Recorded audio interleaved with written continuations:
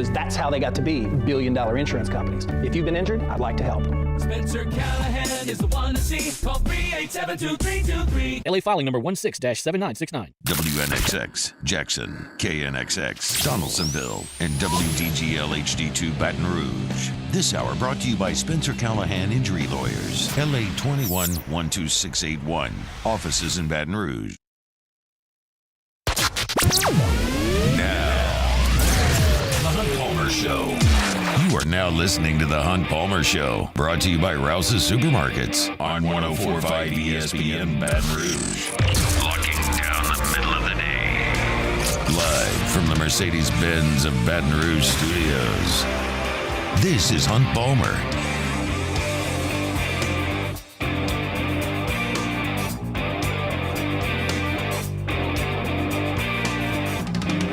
Welcome in. Hunt Palmer coming to you from the Mercedes-Benz of Baton Rouge studio downtown in the capital city on this Thursday. Means we're brought to you by Rouse's Market, official supermarket of the New Orleans Saints. We'll talk New Orleans Saints coming up in 15 minutes from Luke Johnson. He is currently right now at this very second at Saints practice. He's going to leave about 15 minutes to go in practice to chat with us before Dennis Allen and some players meet with the media. So we appreciate Luke for jumping aboard here 15 minutes from now. J.D. Piquel moved from Wednesday to Thursday this week. We'll talk some national college football. It is week 0 with J.D. coming up 30 minutes from right now. Wilson Alexander of The Advocate, been out there covering LSU fall camp, also working on a story about LSU starting quarterback that we'll chat with Wilson about coming up 1 hour from right now. Lincoln Riley met with the media yesterday. I've got some thoughts on a couple of the quotes that he gave, so we'll talk about that at 2:15. Lots and lots to get to, and fired up that you're hanging out with us here. Got Jacob Beck and Cassie Spazzali back there on the ones and twos. Let's get rolling. Brian Kelly met with the media yesterday and said that in the next 48 hours, so that dates back to yesterday, we're already 20 plus into that, we'll find out who wears the number 18 for LSU this year. I would imagine that happens before close of business tomorrow would make sense. As we get ready to prep. I don't know if the LSU player who's been named number 18 knows, and I certainly don't. And look, number 18 is maybe not for everybody. It's not the most significant thing in the world to Joe fan. It's a big deal to those that wear the number. It's a big deal in that team room to have that honor bestowed upon you. It goes back 20 years now from Matt Malk wearing it through the 03 season, and Jacob picked it up and ran with it there for a national championship run in 07. And then since then, we've 18 guys wear that number. A couple of years have had 2. Some guys have had to wear a patch because they couldn't wear it on the offensive line. And to some people, it's a really big deal. To some people, it's not. I'm not here to tell you that it's going to transform LSU's season, depending on if they go with a linebacker or a running back. But I think it's an interesting piece because I do think that recognizing achievement and honoring someone for the hard work that they've put in and the status they've garnered in that facility is a really important thing to those young people. And I'm curious how it's going to shake out over the next 24 hours now. I've got my thoughts, and I put this story up at LouisianaSports.net earlier today. I think it's down to 4 guys. And if I'm being frank, it's probably down to 3 in my eyes. Maybe I miss, but I feel pretty good about where I am. Here are the 4 that I listed on LouisianaSports.net. I started with Josh Williams. Josh Williams oozes 18 to me. This is a former walk-on who turned down multiple D1 scholarship offers to walk on at LSU. And since that time where he said, no, I'm not going to get my school paid for here, I'm going to go walk on and earn my spot here, he earned his way to the field on special teams. He earned his way to the field at running back. He became the starting running back, and he led LSU in rushing. He's run for over 1,000 yards in his career. He's run for 11 touchdowns. He was named LSU's Offensive Player of the Year a couple of years ago. That award's named for Percy E. Roberts. And that's all great stuff on the field, an incredible story on the field. But off the field, he's done a lot of this great stuff as well. He's been academic All-SEC 3 times. He's already got his bachelor's degree in marketing. He's got a master's degree in business. He was named to the National Honor Society. LSU has a gathering of student athletes who are about to graduate, and the eve of that graduation, they have someone give a keynote address, and Josh Williams gave that address. That's not something I was aware of until earlier yesterday. He checks every box that you would want to wear this number. He's been to SEC Media Days to represent LSU, did that last year. He's a good player. Like, he's going to be out there to start the game against USC. I'm pretty confident. Like, I think Josh Williams oozes number 18. The other offensive player that I tossed into this story, because I don't think it's that crazy, is Garrett Nussmeier. Keep in mind, let me run through the list of guys that have worn 18 since Matt Malk started this. Jacob Hester, running back. Richard Dixon, tight end. Richard Murphy, running back. Brandon Taylor, safety. Benny Logan, defensive tackle. Lamine Barrow, linebacker. Terrence McGee, running back. Tre'Davious White, cornerback. Christian Lockett, defensive tackle. John David Moore, fullback/tight end. Foster Morrow, tight end. Caleb Von Chason, defensive end. Lloyd Cushenberry, center. Chris Curry, running back. Damone Clark, linebacker. B.J. Ojulari, edge rusher. Mekhi Wingo, defensive tackle. Not a single quarterback has been given this honor. Now, two guys have won the Heisman Trophy at quarterback in that time. It's not as if LSU hasn't had good quarterback play since 2004. But they haven't had the captain, the leader of the team, wear that number. And no, Garrett Nussmeier on the field has not necessarily earned that. He hasn't been the starting quarterback. But he's been in the program for 3 years. He's got a great relationship with the people in that locker room. He says all the right things in front of the media. He represented the team at SEC Media Days. And, you understand that he's in a tough spot, kind of trying to get out of the shadow of the reigning Heisman Trophy winner. And maybe you say, hey, we appreciate the way that you've taken the reins, and you're our guy. You're our 18. Like, that wouldn't completely stun me. I'm kind of excited for the first time an LSU quarterback wears 18. This is something we have not seen. We've seen it everywhere else on the field. No quarterbacks. Garrett Nussmeier, I think, in the mix. You look at other options on the offensive side of the ball. Will Campbell's already wearing 7. He's not going to get that patch. Mason Taylor certainly would be an option. Emory Jones about to be a 3-year starter. Kyron Lacey's emerging as the number 1 wide receiver. Chris Hilton's been here a really long time. Like, there are guys, but I think on the offense, Josh Williams and Garrett Nussmeier, to me, make the most sense. You go to the defensive side of the football. I'll start with Greg Penn. Greg Penn came here to LSU, and his first season, LSU went through a coaching change.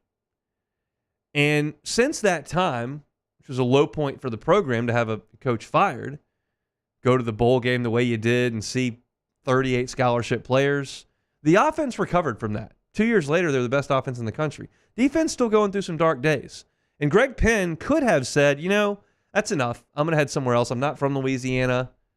My memories here are not all that great. I came after the national championship, seen really poor play, both sides of the ball. I'm gonna head out and finish my career somewhere else. He didn't do that. Instead, actually, this past year, the worst statistical defense in LSU history, he won an award called the Make It Happen Award at the ReliaQuest Bowl for leadership. How easy would it have been for a defensive player last December to check out and be like, Jaden's not playing in this bowl game. Malik's not playing in this bowl game for much. Like, that's enough. We were terrible this year. No, he went to work. He got better. And I think Greg Penn, who's started 27 of the last 28 games for LSU, is a leadership voice in that room. Now, full disclosure, and I'm never afraid to admit a mistake. When I wrote this story for LouisianaSports.net, I thought it made a lot of sense for Greg Penn to wear the number 18. It was immediately pointed out to me, something I already knew, but in the course of writing it, it just didn't dawn on me.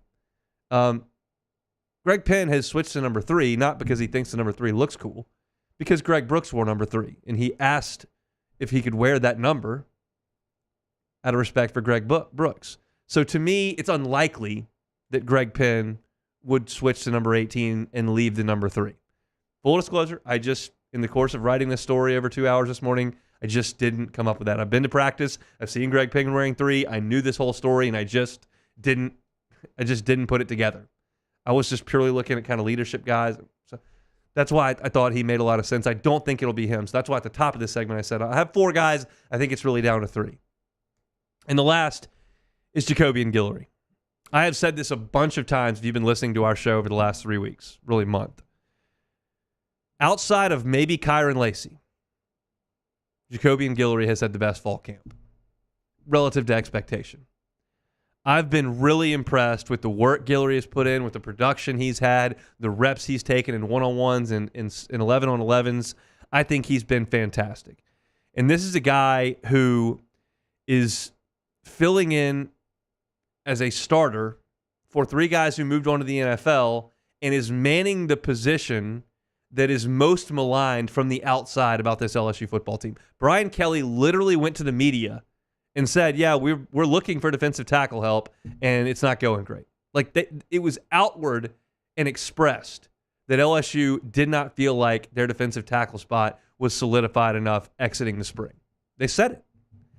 And Jacobian Guillory is the face of that position group. What a message it would send to look at Jacobian Guillory and say, hey, this is some of the stuff that we said. We understand the situation that we're in, but you're our leader, and we trust you at this spot. Jacobian Guillory is a fourth-year player. He's kind of been in the background for 3 years, but never left. He said earlier this year when he met the media, his dream growing up was to play for LSU. Why would he give away an opportunity to do that with one more year of eligibility? That's why he's back. And I think there's a real good chance that he could get that number. So you look at the options that I've laid out here, Josh Williams, Garrett Nussmeier, Greg Penn, and Jacobian Guillory. I'm going to take Greg Penn out there. I gave you some options on the offensive side that I thought maybe could warrant it. I could see Major Burns, who's been here a long time, looking at that. Sage Ryan's been at LSU a long time. Harold Perkins is the most talented player on that defense. I could see some of those guys warranting that number. But I'll call my shot here. From the options I've laid out between Williams, Nussmeier, and Guillory, I believe number 18 will be Jacobian Guillory this year. That is my prediction as I sit here today.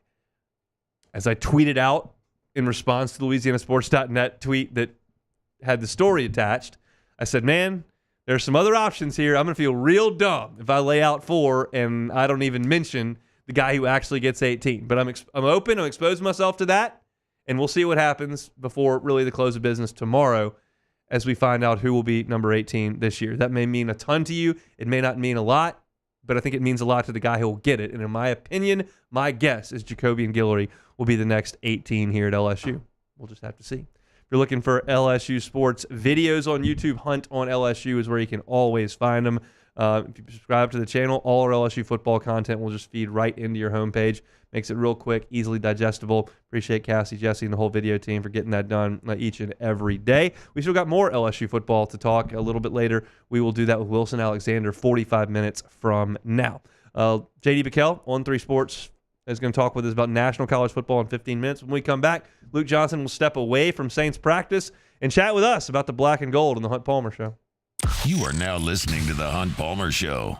Boudreaux's Electrical Services, boudreauxelectrical.com. Give yourself the peace of mind of knowing the power is not going to go out in your home. If there's a hurricane that's coming through, the time to think about a home standby generator from Boudreaux's Electrical, right now, not after it's gone.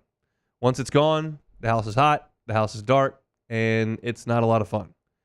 Prevent that. Give yourself the peace of mind of knowing that your power is never going to go out. Neil and Melissa have been running Boudreaux's Electrical for 40 years. They got full-time employees that will come out, do the installation at your home or your business. And we take pride in the way that our house looks outwardly. You wouldn't want a huge honking generator right out there in front. That's why Boudreaux's Electrical, with every installation, is going to make sure they're going to do the vast majority of that installation underground so that it's a little bit hidden, a little bit more discreet, but all is effective because you don't want that power to go out. It's an absolute nuisance, whether it's a summer storm in the afternoon, an ice storm in January, or those hurricanes that we know affect our part of the world. You can give them a call. Number they've had for 40 years down in the 985 is 397-1562. Brand new location here in Gonzales, 225-393-89. And make it easy on everybody, just go to boudreauxelectrical.com. That's Boudreaux's Electric at boudreauxelectrical.com. Our listeners fire off their opinions on the jimsfirearms.net hotline at 499-1045. Keep listening for your next chance to shoot us your thoughts with the jimsfirearms.net hotline on 1045 ESPN Baton Rouge. Bayou Chrysler Dodge Jeep Ram has back-to-school savings like $16,000 off 25 Ram 1500 trucks. We're open for business in our beautiful new showroom and taking $16,000 off. All new Bayou vehicles come with a complimentary extended warranty. The crew at Bayou Automotive is going to do right by you. There's nothing chill about a hot, sweaty line. Unless you add Mountain Cold Refreshment. Coors Light. Choose chill.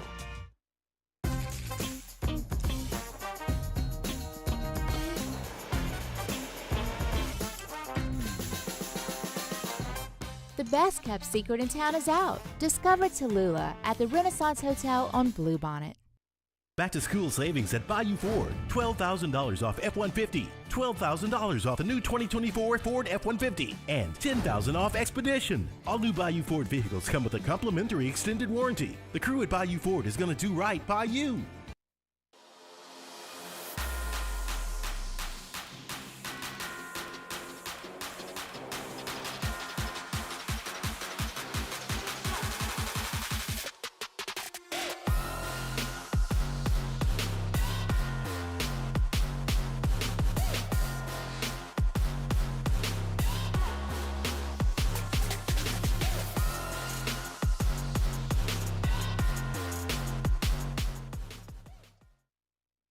It's an everyday thing here. We work horses in the mornings and we work on the property during the day, and without these John Deere tractors, you know, it'd almost be impossible to keep up with the place. I've dealt with some of the other colors and stuff, and I never really got the response back that I get from John Deere, you know.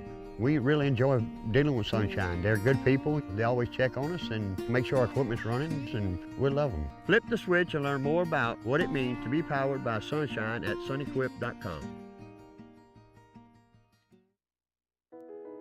I've been doing business with Luba for 25 years. They're dependable, trustworthy. It's just the attention to detail with our clients. Our folks have years and years of experience. They're highly trained professionals, but many companies have that asset. What I'd like to think makes Luba a bit different is that we use those talents in a way that truly is dedicated to serving the needs of the folks who depend on us. There it is, the extra mile, on the border of expected and extraordinary, for those willing to go further, like vans customized for work or play, with safety and tech to keep you connected, supported by a 5-star sales, service, and finance team, and backed by the 1-star you know. So go the extra mile. It's never crowded, because so... Sandgriff joined me and Jimmy Ott for the Friday edition of Live at Lunch from Ruffino's on Highland Road. College football is finally here. Week 0 upon us. Live at Lunch, 11 a.m. Friday on 104.5 ESPN Baton Rouge.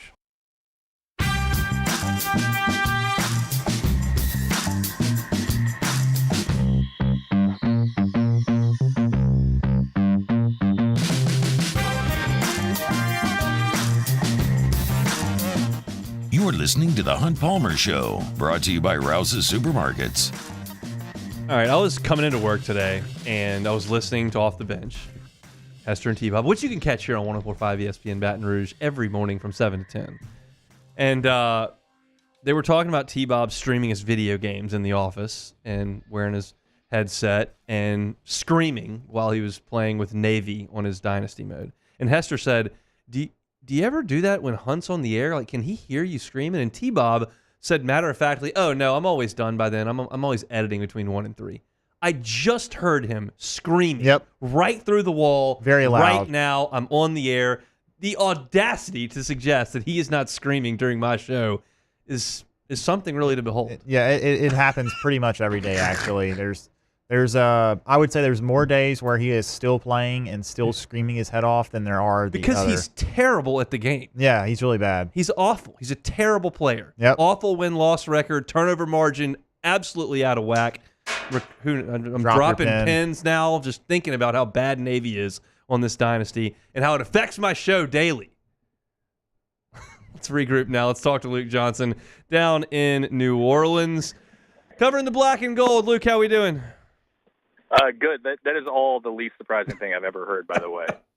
Like, I just anticipate T-Bob is just screaming like 60% of the day anyways. So whether he's playing when he's just like terrible at a video, or screaming when he's terrible at a video game, or just like generally existing, none of that is surprising. He runs the triple auction with Navy, and he can't complete a pitch. he's turning the ball over like 6 times a game, I'm told, and I can hear at least 4 of them right through the wall. He's 30 feet from me, just screaming away. So it is what it is. We power through. We're primetime players here, and we can play under adverse circumstances, which is what we're doing here. The Black and Gold back in action in Louisiana. They were at Ullman back on, I believe, Tuesday night. They were back in action yesterday at the facility. How's the reception been, or how was the reception at Ullman from the Saints faithful?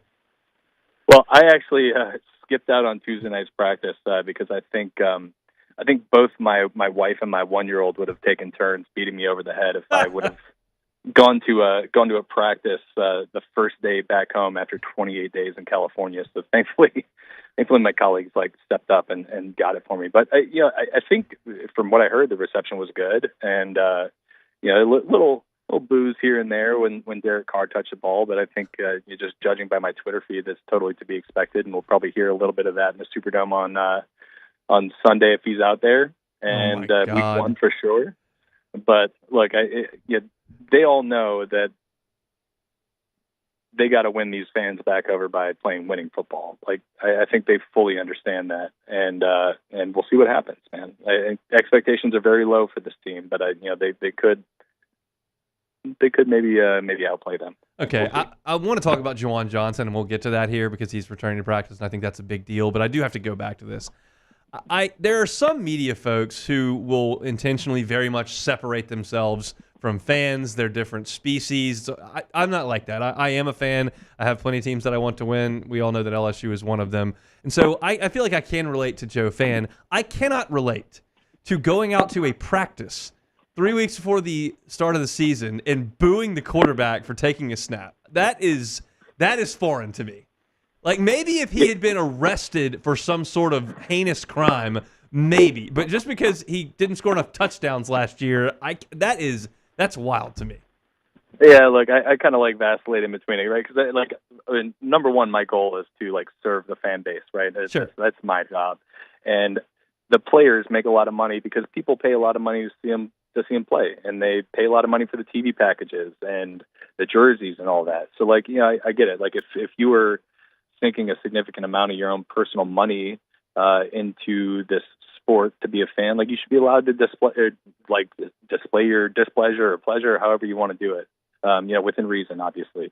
But at the same time, I just think some of the Derek Carr hatred is just taken on this weird vibe here in New Orleans. I don't really understand it. It's the treatment he gets is he's out there throwing 10 touchdowns and 30 picks a year. It's really, I don't really understand it, but people are able to do whatever they want with their money and their voice.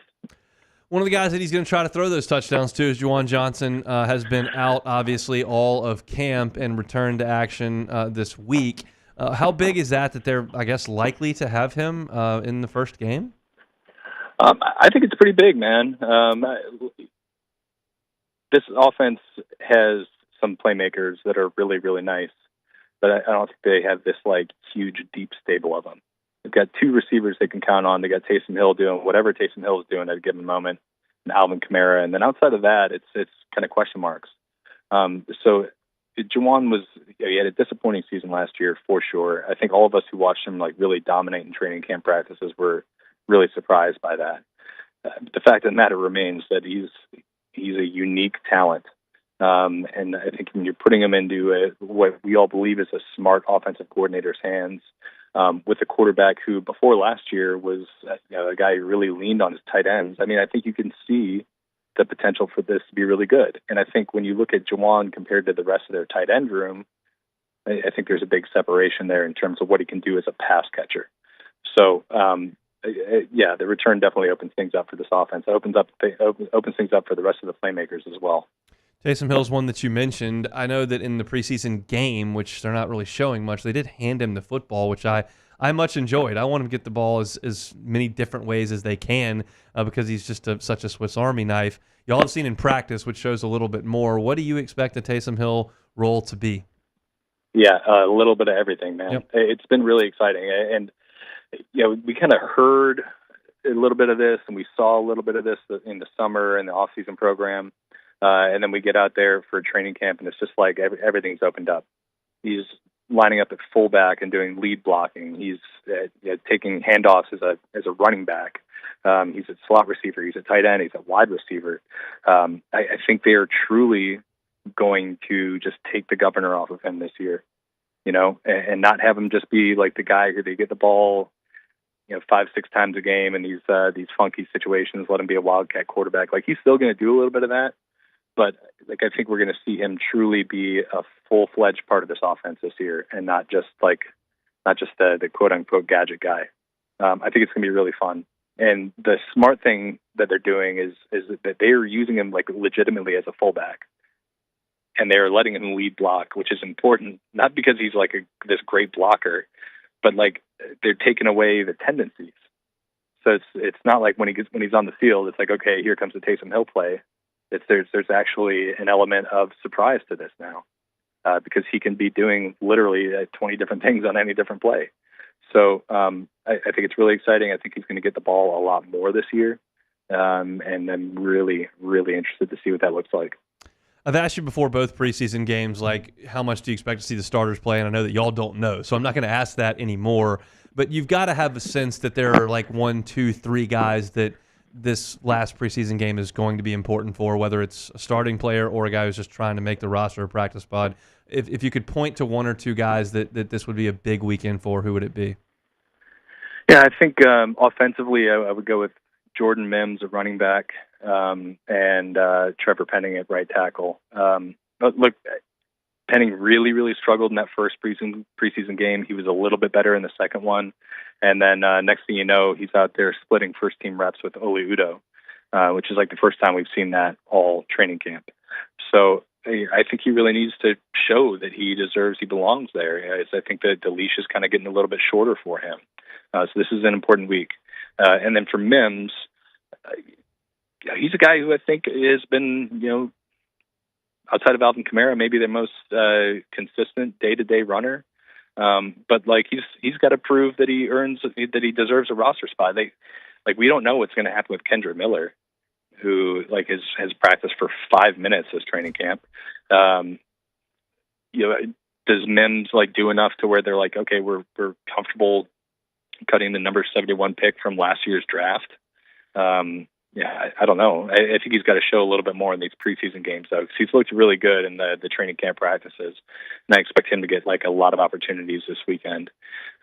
Defensively, I think you can kind of take your pick there. There's a lot of guys who have looked pretty impressive in this preseason. You're talking about linebacker Anthony Orji, who I don't think is fully secured his roster spot, but he's looked really good. And then you got guys like Rico Payton and Rajon Wright in the secondary. Both of those guys have had really nice preseason performances, which I think is important because they got to kind of show that they are able to step in and play in the secondary, which we've seen guys like Marshawn Lattimore and Paulson Adebo already get hurt and miss time this preseason. They got to show that they'd be like last year's Isaac Yiadom, where there's not this huge drop off if they step in.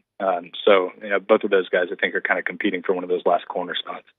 Injury updates have seemed to be positive over the last 48 hours since they've gotten back to New Orleans. I know that the Paulson Adebo and Juwan Johnson were spotted out there doing a little bit more than they had been doing. Is there any more update there on the injury front of guys that may be coming back? Yeah, Tali Fuanga, I did some teamwork today, so that's encouraging. He's one of those guys that I would fully expect to play in the final preseason game, regardless of what they do with their starters.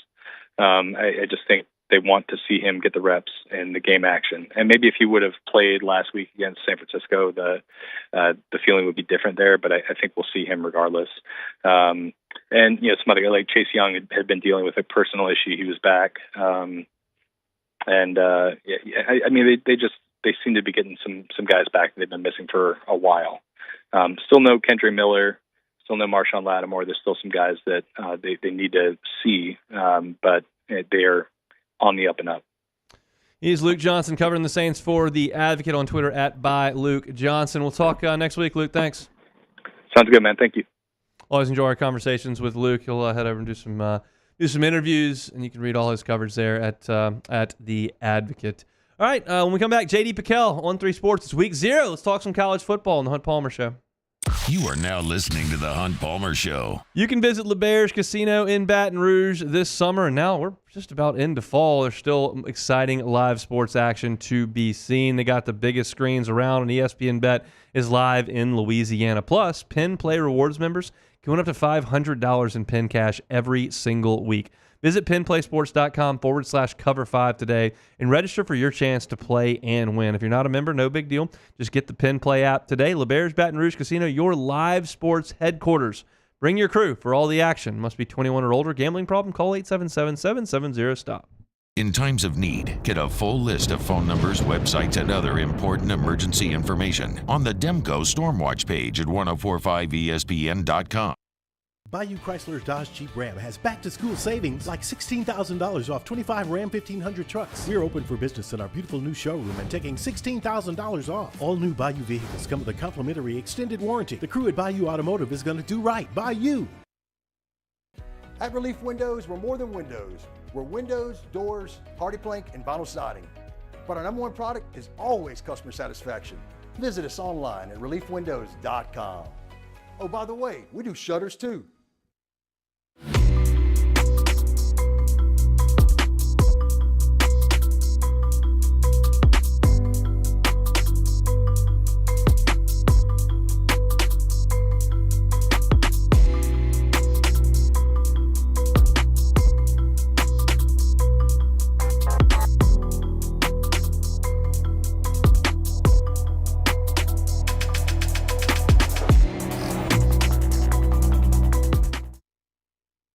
Dylan Cruz here to tell you about Six Rings Baseball and Softball Camp. If you live on the North Shore and play ball, go to Six Rings Camps with former LSU assistant coach Dan Canaveri. His knowledge is second to none, and your child will improve and have fun doing it. Camps were held at Coquille Park and Six Rings Academy in Covington with 4 sessions over the summer. Full day and morning only sessions are available from ages 7 to 13. Go to sixringsbaseball.com or call 985-206-9096.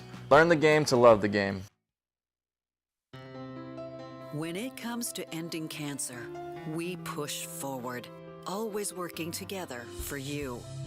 That's why our cancer experts at Ochsner have clinically integrated with MD Anderson Cancer Center. This means advanced cancer care, including access to life-saving clinical trials and integrating care to treat the whole you. Introducing Ochsner MD Anderson Cancer Center. Long live you. BRAC teamed up to reimagine your parks, and you imagined big. With your help, we went to work, creating 12 beautiful community parks across the parish. A family-sized water park, miles and miles of trails, and parks just for your dogs. There are more places to splash, to explore, to run wild, and even soar. You imagined, we delivered. Gold. BRAC, your #1 park system in the nation. Electricity is all around us, and our families depend on it. Every day is sparked by the power of a cold drink or a warm meal, a movie night, and a comforting light at the end of a dark hallway. From sunrise to sunset, playtime to bedtime, our team is ready to take care of your electrical needs, even in the case of an after-hours emergency. Moscona inviting you to join us for Thursday's AFR. Big line movement on LSU USC. We'll head out to Los Angeles to get a closer look at the Trojans' preparations. Join us Thursday's AFR 3 to 6, 104.5 ESPN Baton Rouge.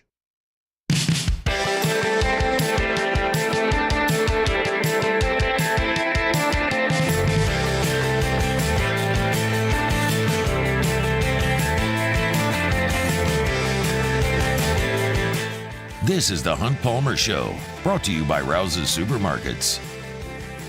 Shout out to the folks at Rouse's, official supermarket of the New Orleans Saints. Looking to get your weekend grocery shopping done, get it done at a Rouse's. I was on the way to Gulf Shores last weekend, saw multiple Rouse's locations on I-10 headed eastbound. So anywhere on the Gulf Coast you're looking to get your groceries, Rouse's has a location near you. It is week 0. It's time to talk some college football. J.D. Piquel hosted the Hard Count on On3 Sports. Usually with us on Wednesdays. Made a little adjustment to the schedule and thrilled he could join us here on a Thursday. J.D., how we doing? Man, I'm doing phenomenal. I appreciate y'all making time to work me into the schedule. We got college football, man. Like, hey, we made it. We walked through the storm that was the off season. We're here, and I'm happy to be on with you again, man. Always our pleasure. Before we talk about football, which I do want to talk about, Colorado has assistants going to the Middle East to raise NIL money. Have you seen this story? What do you think about this story? Because I find it incredibly humorous. Is that real? I'm just now learning this while we're on the air, which is the best time to learn something. So here's the story that's been reported. They had a position coach or a special teams coordinator or something. He resigned in the summer, but prior to that had gone to the Middle East to look to raise NIL dollars for the Colorado Buffaloes football program. I don't know that he had much success doing so, but he did go to a place where there is disposable income in the Middle East. Okay, so there's a lot to unpack with that. First thought, my first thought is like, Deion Sanders is such a major brand in himself. Like, why is Colorado nationally, like in the U.S., like not able to get what they need? Is that the way that like works out? I don't know if that's the case, but I'm just like, okay, how much do we need that we're not getting? Because Deion Sanders in himself, like I said, he's an entity. You would think he demands a pretty good amount of cash flow. Also, other part of me is like, all right, well, how much are we talking? This is the wrong way to say this, but like, how above ground is this money that we're acquiring? You know, there's a lot of thoughts that lead to more questions, honestly, Hunt. I would feel more comfortable with those dollars coming from U.S. soil personally, but you know, I mean, the going rate for a 5-star seems to be increasing. Some more power to you. Look, I mean, I think if we're going to boil this down to simple terms, if you're going trick-or-treating, go to the house that has almost an infinite amount of candy. It's nothing for them to give you 5 pieces of candy. You go to a house that maybe running out of candy, and then you ask, and you're taking 50% of their candy. That's a big ask. So I think that's kind of the plan there for Colorado. It just may not have worked out. I like the way you said that, huh? But no, I mean, golly, yeah, go knock on the door, ring the doorbell. Hey, if you play it the right way, it could be a game changer. But yeah, this is surprising, to say the least. I'm going to talk a little bit more about Colorado later on in the show. Let's talk about some football. I'll get to Florida State, Georgia Tech in a second here, and then I want to get some season-long picks from you. But Missouri does play in Week 0. They'll play Murray State, and I'm not sure anybody really cares about the result of that game. But Missouri had a really good year last year. They bring back 2 name brands in Brady Cook and of course, Luther Burden III. I know their schedule's favorable, but are you buying Missouri as a real threat to make the college football playoff? Threat, yes. Actually make the playoff, I'm going no, Hunt. And I feel like maybe we've danced around this a little bit, but like I don't buy the idea that they can have the success they had last year in close games after losing their DC, losing Cody Schrader, losing like 40% production. Not to say they can't like replenish it and have success and be like a good football team. Just the whole playoff idea for me around them is just a little bit rich. So I like Missouri. I don't like them enough to put them in the playoff right now. I will say this, though. Eli Drinkwitz, in terms of just the swag he has, he is one of my favorite coaches in college football for that reason. But again, too rich to be in the playoff right now. Look, they don't play Georgia. They don't play Texas. They don't play LSU. They don't play Ole Miss. I mean, that's a pretty good place to start. Now, you do have to go to Tuscaloosa. You do play Oklahoma, but that game is at home. So it's to me, it's more of a schedule play than anything, and I'm right there with you. I don't know that I trust them to be as consistent as you need to be a second year in a row to go at least 10-2 and make the playoffs. So I'm right there with you.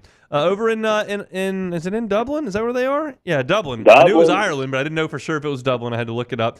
Florida State and Georgia Tech. No Jordan Travis. LSU fans all too familiar with him. Do you expect Florida State to pick up right where they left off with Jordan Travis, or do you expect a bit of a dip? I expect them to pick up where they left off against Georgia Tech. I expect it to look very different, though, Hunt. Like I think when you talk about the offensive style they had last year, I mean, they were pretty balanced. I mean, they were as balanced as you could be. According to TeamRankings.com, they were 50% pass, 50% run. Now, some of that was probably skewed by how run-heavy they were at the end of last year with no Jordan Travis. I think it'll be a lot of running the football. Like, I think Mike Norvell, sometimes you hear these offensive coaches, and they're sort of my way or the highway. I want to do my kind of spread. I want to score how I want to score. But, like, Mike Norvell, I think, just wants to win football games. I think they're going to double down on where they're strong, which is the offensive line. I always say on our show that Florida State's like 3 deep at running back, and then I get people in the comment section saying, no, JD, we're 5, 6 deep at running back. I'm like, okay, you're 100 deep at running back. Great, you're on the football. I think that's going to be what they do. And so for DJU, his assignment is just take care of the ball, complete the passes that are there. For goodness sakes, don't give the football away, and like we're going to be more than fine offensively. So maybe not like as aesthetically pleasing, but I think that Florida State kind of arm wrestles their way to a lot of success in 2024. Just realizing I misread the ESPN graphic, and Missouri doesn't play until next Thursday. So for those that were super pumped to watch Missouri play in Week 0, decelerate. They don't play until next week. It's on the same page as the Week 0 games, and I saw the SEC logo, and I didn't even know that. There you go. That shows you where my head is. It's buried too deep in LSU stuff. All right, let's talk some big picture stuff. How many teams do you think it's realistic for the SEC to get into a 12-team playoff that has basically 5 auto bids going to 4 conference champs and then a group of 5? Yeah. So I always preface with this because, Hunt, you know this as well as anybody. Like, anytime you say something positive about the SEC, it's always, SEC bias. It's another good old boy just going to bat for the SEC. I grew up on the West Coast.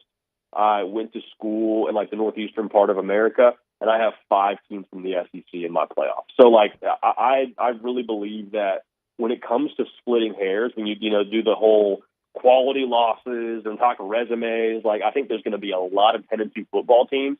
I'm taking a 10-2 Tennessee over a 10-2 Penn State with a loss to USC and Ohio State all day, every day. So I do think it's 5 SEC teams, and I think the top 2 will be Georgia and Ole Miss. Last year changed me a little bit because I was operating under the old BCS logic until someone proved me different. That the only number that really mattered was the number right of the dash. If you had fewer losses, you were ahead of the other team. And last year, Florida State had fewer losses, and they didn't get the nod. So that, to me, one, is encouraging because I don't want to boil everything down to that. Not all schedules are created equal. And 2, it was the committee that decided it that way. So back 12 months ago, I would not have bought into your theory. It would have been said, no, that's not how it's going to work. Now, I'm starting to kind of see that the committee might look at some subjective things as opposed to all objective things, and that would probably open the door for more SEC teams and Big Ten teams to make it. I just think the tiebreakers, like you're mentioning, are going to go to the SEC. Like, I just think we're going to go to Tennessee lost to Georgia and Bama. I mean, that's a 10-2 team that's getting over every other 10-2 Big Ten team or ACC team or Big 12 team. And so I'm right there with you. Like, the number to the right of the dash should absolutely matter the most. And I think the whole Florida State situation is probably, one we could probably spend a good couple of hours unpacking. But I would say, as of right now, I would lean towards the SEC reference points being the best and them getting 5 teams in. Chatting with JD Piquel, host of The Hard Count on the On3 YouTube channel. You can subscribe up to that channel, get all your college football news there on YouTube from the folks at On3, and, of course, JD, who's with us every single Wednesday, Thursday this week. Couple more. You said you got 5 SEC teams in. Can you recall who those 5 are? Absolutely. I can recall for you. It's going to be Georgia, Ole Miss. It's going to be Texas. It's going to be the Tennessee Volunteers and the Alabama Crimson Tide. So LSU was the team where I was like, golly, I'd love to put them in.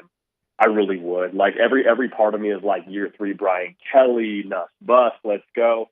I am still not 100% sure on that defense, which I think at this point in the year is probably something you could say about every unit in America. But right now, I'm going to go ahead and say that the overall production on defense is going to just be a little too concerning for me. I got LSU at 9-3, just missing the cut, being on the bubble of a playoff team.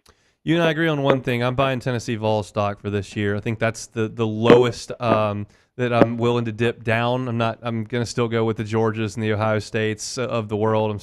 I think Texas is going to be good as well. As far as teams that are a little bit off most people's radar, I think Tennessee's got a chance to be really good this year. So we agree on that. You got a Heisman pick before we kick the football off?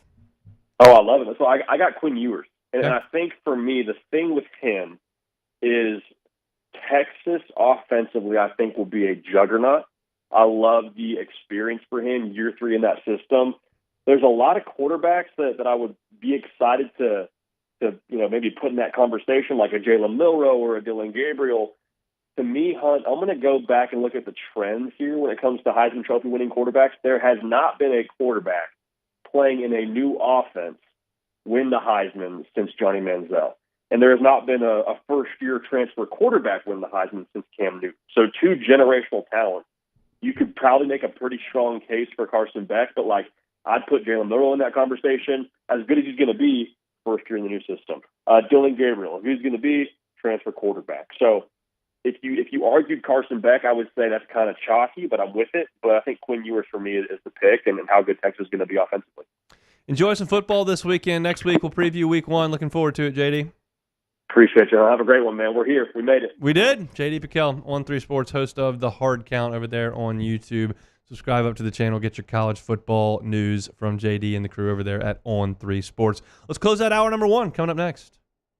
You are now listening to The Hunt Palmer Show. Evolve Physical Therapy, evolvept.com. Robbie Bolton, 20 years physical therapy. He's looking for active people. If you are an active person, whether you're 9 years old and active in gymnastics or 70 years old and active on the golf course, anything in between.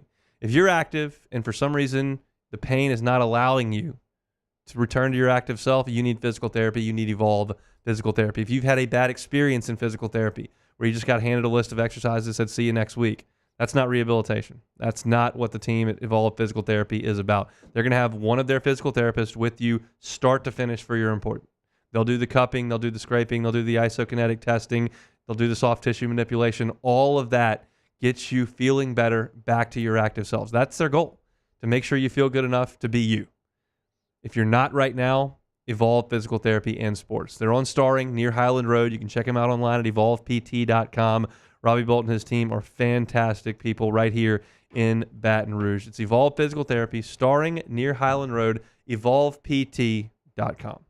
Get the 104.5 ESPN Baton Rouge app powered by Bayou Ford and tap the microphone icon to send us your thoughts in an audio message. Your message could be played on air during Off the Bench with Esther and T-Bob, The Hunt Palmer Show, and after further review with Matt Moscone. There it is, the extra mile, on the border of expected and extraordinary, for those willing to go further, like vans customized for work or play, with safety and tech to keep you connected. Supported by a 5-star sales, service, and finance team. And backed by the 1-star you know. So go the extra mile. It's never crowded because so few have what it takes to go there. Mercedes-Benz Vans. The Windsor Senior Living Community in Mandeville, Louisiana is a beautiful, vibrant apartment community geared towards seniors. They are nestled right in the heart of Mandeville, where seniors live a more carefree lifestyle in spacious apartments with the peace of mind that comes from having a little extra help. Call the Windsor at 985-624-8040 to schedule a lunch and tour. Come see how the Windsor can be your passport to peace of mind. Hey, it's Matt Moscone. For years, you've heard me tell you about Insurance Network of Louisiana, helping you find better coverage for less money. But it's not just for your home and auto. They also offer commercial properties. So, retail stores, professional offices like doctors, dentists, attorneys, clothing boutiques. Insurance Network of Louisiana can find you better coverage for less money. They service the entire state of Louisiana, and they're local. So call today at 293-0450 or lainsurance.net. Jerry and Benny Payne began Central Plumbing Company out of their driveway in Tanglewood Subdivision. 50 years later and 4 generations down the road, we continue to serve Baton Rouge and the surrounding areas for all of their plumbing needs. Residential, commercial, industrial, or hospitality, Central Plumbing is here 24/7, 365. We want to thank our customers, family, and friends for 50 years of success. And looking forward to 50 more. Gulf Coast Office Products is a nationally recognized Savin office equipment dealer based right here in Louisiana. Over 100 employees strong, Gulf Coast has the boots on the ground to support all vertical markets, from education, engineering, legal, and finance. With the latest in office technology, from desktop to production segment units, Gulf Coast and Savin have the perfect fit for you. Call 225-756-2644. That's 756-2644 for Gulf Coast Office Products. It's an everyday thing here. We work horses in the mornings and we work on the property during the day, and without these John Deere tractors, you know, it'd almost be impossible to keep up with the place. I've dealt with some of the other colors and stuff, and I never really got the response back that I get from John Deere, you know. We really enjoy dealing with Sunshine. They're good people. They always check on us and make sure our equipment's running, and we love them. Flip the switch and learn more about what it On Fridays, OTB. When the cat's away, the mice will play. And Tay-Tay and Alondra are going to get you through the day with all your latest Tiger, Saints, and weekend news. Off the bench, 7 to 10 a.m., 104.5 ESPN.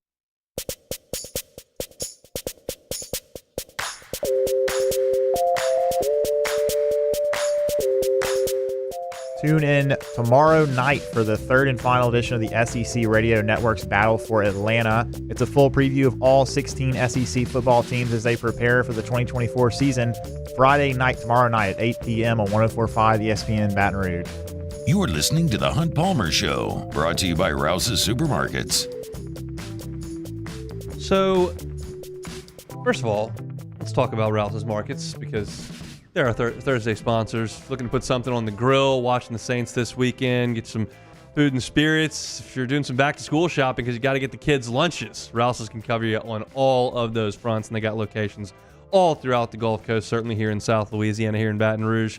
Florida location is fantastic. The one that's closest to my house is Burbank and Lee. And in fact, I'll be at that location tomorrow from 3 to 5. So come hang out and win some gift cards, win some hats and shirts and whatnot. Talk some football. I'm excited to get back out to Rouse's tomorrow from 3 to 5. Rouse's brings you our Thursday shows each and every week.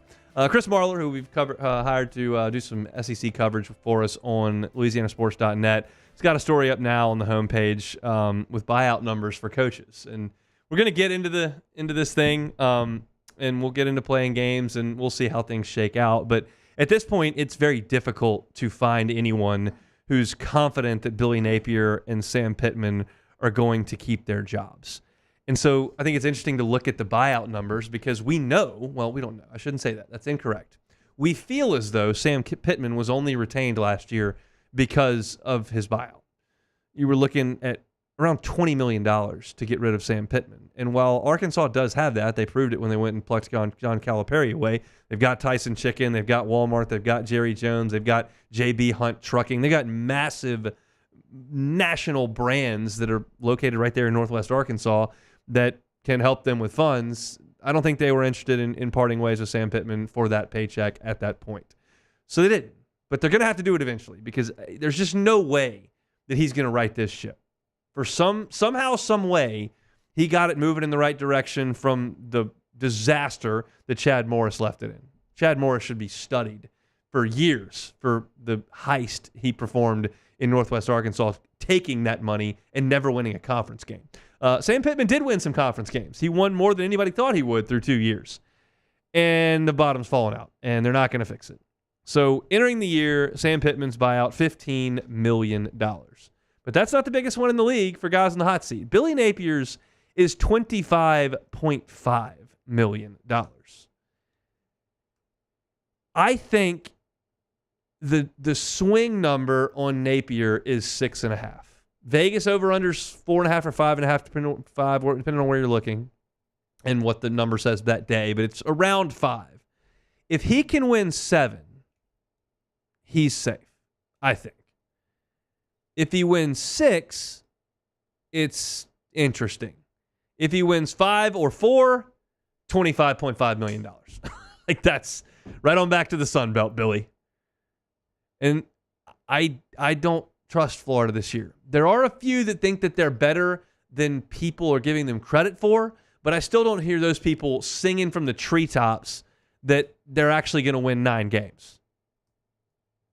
And I don't think they are. I got into a big discussion with a couple of buddies of mine 2 years ago when Napier and Deion were hired. And my suggestion after 2 weeks of Deion winning games was like, can we just wait a second? Like, I'd probably rather have Billy Napier than Deion Sanders. And they were like, well, that's just ridiculous. Like, Deion Sanders won like crazy at Jackson State. Now he's winning games at Colorado. He's going to recruit. Billy Napier's terrible. I was like, well, wait a second. Like, can we just watch some games being coached? And one of my buddies, like, kind of shut up and was like, I was probably wrong on Deion. Things are looking a little bit not great. And I was like, I might not be right on Billy Napier either. And I've said many times I was advocating for LSU to hire Billy Napier when that job came open. I don't think either one of them are going to work out. I don't have confidence that Deion Sanders is going to get anything going at all at Colorado, and I don't think Billy Napier can navigate this schedule. If they swapped Miami and Florida State for Florida International and Georgia State, I'd feel better about it because I can grab 2 more wins. But there's just too many landmines for him to get where he needs to go. The recruiting's been okay. The offense has been okay. And those are the 2 things he's supposed to be really good at. And at Florida, you can be really good at them. So to me, I'm looking at Billy Napier and Sam Pittman. I don't think there's any way either one of those guys is still wearing the same color sweatshirt in December. And as I look at Clark Lee and Shane Beamer, I think there's a chance we could be talking about buyouts with those guys later on. I think there's a chance of that. Interesting. You can check out the story at louisianasports.net. Not buyout season today, but I think we get to it pretty quickly with both of those 2 guys because they just don't have very much margin for error. We'll see. Thursday show is brought to you by Rouse's. Wilson Alexander talking some LSU football coming up in hour number 2. What else we got in hour number 2? We'll hear some Saints sound and some Lincoln Riley sound as well. Come back after SportsCenter. It's a Thursday edition of the Hunt Palmer Show.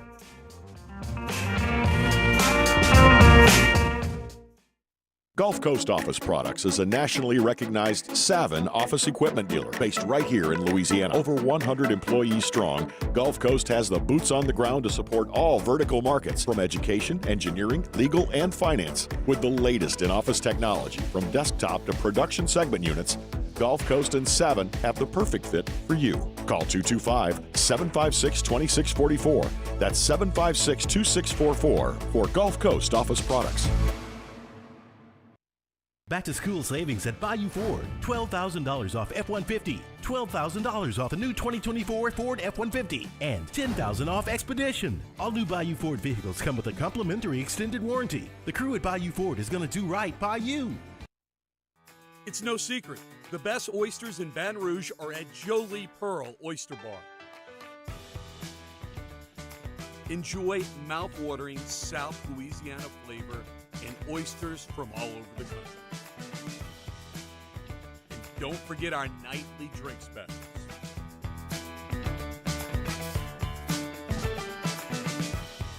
Jolie Pearl Oyster Bar, located in downtown Baton Rouge. I've been doing business with Luba for 25 years.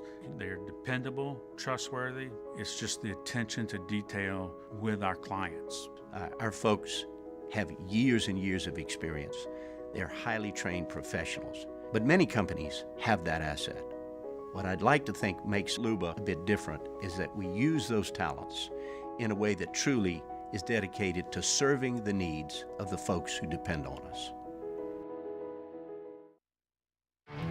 There it is, the extra mile, on the border of expected and extraordinary for those willing to go further, like vans customized for work or play, with safety and tech to keep you connected, supported by a 5-star sales, service, and finance team, and backed by the 1-star you know. So go the extra mile. It's never crowded, because so few have what it takes to go there. Mercedes-Benz Vans. Dylan Cruz here to tell you about Six Rings Baseball and Softball Camp. If you live on the North Shore and play ball, go to Six Rings Camps with former LSU assistant coach Dan Canaveri. His knowledge is second to none, and your child will improve and have fun doing it. Camps were held at Coquille Park and Six Rings Academy in Covington with 4 sessions over the summer. Full day and morning only sessions are available from ages 7 to 13. Go to sixringsbaseball.com or call 985-206-9096. Learn the game to love the game. When it comes to ending cancer, we push forward, always working together for you. That's why our cancer experts at Ochsner have clinically integrated with MD Anderson Cancer Center. This means advanced cancer care, including access to life-saving clinical trials and integrating care to treat the whole you. Introducing Ochsner MD Anderson Cancer Center. Long live you. Breck teamed up to reimagine your parks, and you imagined big. With your help, we went to work, creating 12 beautiful community parks across the parish. A family-sized water park, miles and miles of trails, and parks just for your dogs. There are more places to splash, to explore, to run wild, and even soar. You imagined, we delivered. Gold. Breck, your #1 park system in the nation.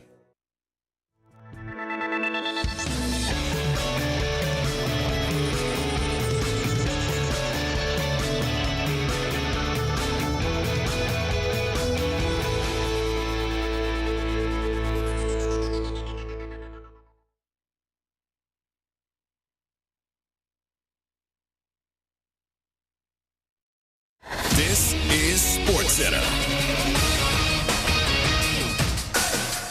I'm Doug Brown. The Eagles get wideout Jahan Dotson and a 5th-round pick in a trade with the Commanders today. Washington gets a 3rd-round pick and 2 7th-rounders. The Panthers get cornerback Michael Jackson in a deal with the Seahawks. Seattle gets rookie linebacker Michael Barrett in return. The new college football season kicks off Saturday with 10th-ranked Florida State against Georgia Tech in Dublin. ESPN's Kirk Herbstreit says it's the Seminoles' debut for quarterback DJ Uiagalelei. Now I feel like he's going back into kind of like what he did at Clemson, where they're going to have to be able to be a team that relies on him to spread people out and make plays with all the skill that they have. And I just can't wait to see how he plays. I think the Clemson experience really humbled him. I think he went out to Corvallis, put in that work. Kirk Herbstreit on College Game Day. Iowa head coach Kirk Ferentz gets a 1-game suspension from the NCAA related to the recruitment of transfer quarterback Cade McNamara. The Hawkeyes open the season a week from Saturday against Illinois State. Hey, it's Michelle Smallman, and coming up Friday, I'll tell you which division in the NFL will be the toughest division to win. It's on Sportsman, like 6 a.m. Eastern, right here on ESPN Radio, ESPN2, and ESPNU.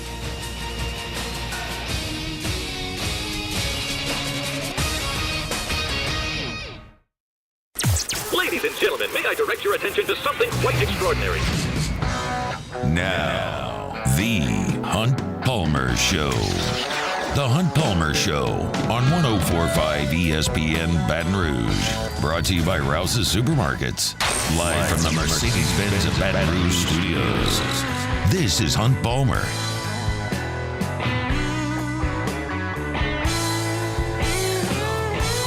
Hour number 2, Thursday edition, Hunt Palmer Show, working towards the weekend. Thanks for hanging out with us here on 104.5 ESPN Baton Rouge. Got some sound from Brian Kelly we'll get to a little bit later. Lincoln Riley also talked about his USC Trojan team. Get to that in 15 minutes. A lot of LSU football talk, and let's kick off the hour with Wilson Alexander. Covers the Tigers for The Advocate. Joins us now on the Jim's Firearms Hotline. Wilson, how we doing? Doing well, Hunt. How are you this afternoon? Doing quite well. Appreciate a little bit of time. You've been out there a lot watching some practice. I think most people are kind of in lockstep that they think the offense is going to be pretty good. Defense is where you've got some differing opinions. What are you, big picture, looking at this LSU defense after 3 weeks of practice? I'm seeing a defense that I think will be more disruptive, more competitive in the secondary with balls in the air. I think you're going to see a defense that just makes more plays over the course of a game that actually, help LSU win games instead of just trying to kind of like hold on for dear life. That being said, is it going to be, a top 60 defense? I don't know. There's still concerns up the middle, a defensive tackle. How good are they going to be there? Are these cornerbacks, even though they, I think, again, are going to make more plays, are they actually going to be able to hold up play after play after play, game after game, throughout the course of a season and be able to be consistent? And that's what we've heard a lot from these coaches here is, yeah, they look like they're getting better, but that consistency hasn't been there at everything throughout camp. It's been one-on-ones where they're still getting beat, but they do seem to get better in 7-on-7 and 11, or more specifically 11-on-11. I think it's really going to come down to LSU's ability to scheme up pressure and create disruption up front. If they're able to do that and do that well, then I think that they'll be able to have a defense that makes this team a lot more competitive, especially on that side of the ball, than they were last year. You think they'll be more disruptive? Is that a scheme thing, or are there some players that you believe are going to create that disruption? A little bit of both. I think schematically this is going to be more disruptive. Look, LSU philosophically is more aggressive under Blake Baker than it was last year with Matt House. They're going to be running a lot more blitzes. We've seen also the way that Blake describes his defense is vertical one gap defense, and that allows the defensive tackles to really be trying to get upfield and create pressure. Gio Paez has said before that he came over from Wisconsin. He really liked what LSU's defense looked like under Blake Baker, because whereas he was supposed to be eating up blocks of the defensive tackle at Wisconsin, he's encouraged to get after the quarterback much more here at LSU. And so I think schematically, as Blake often says, create havoc is the number one goal for this defense.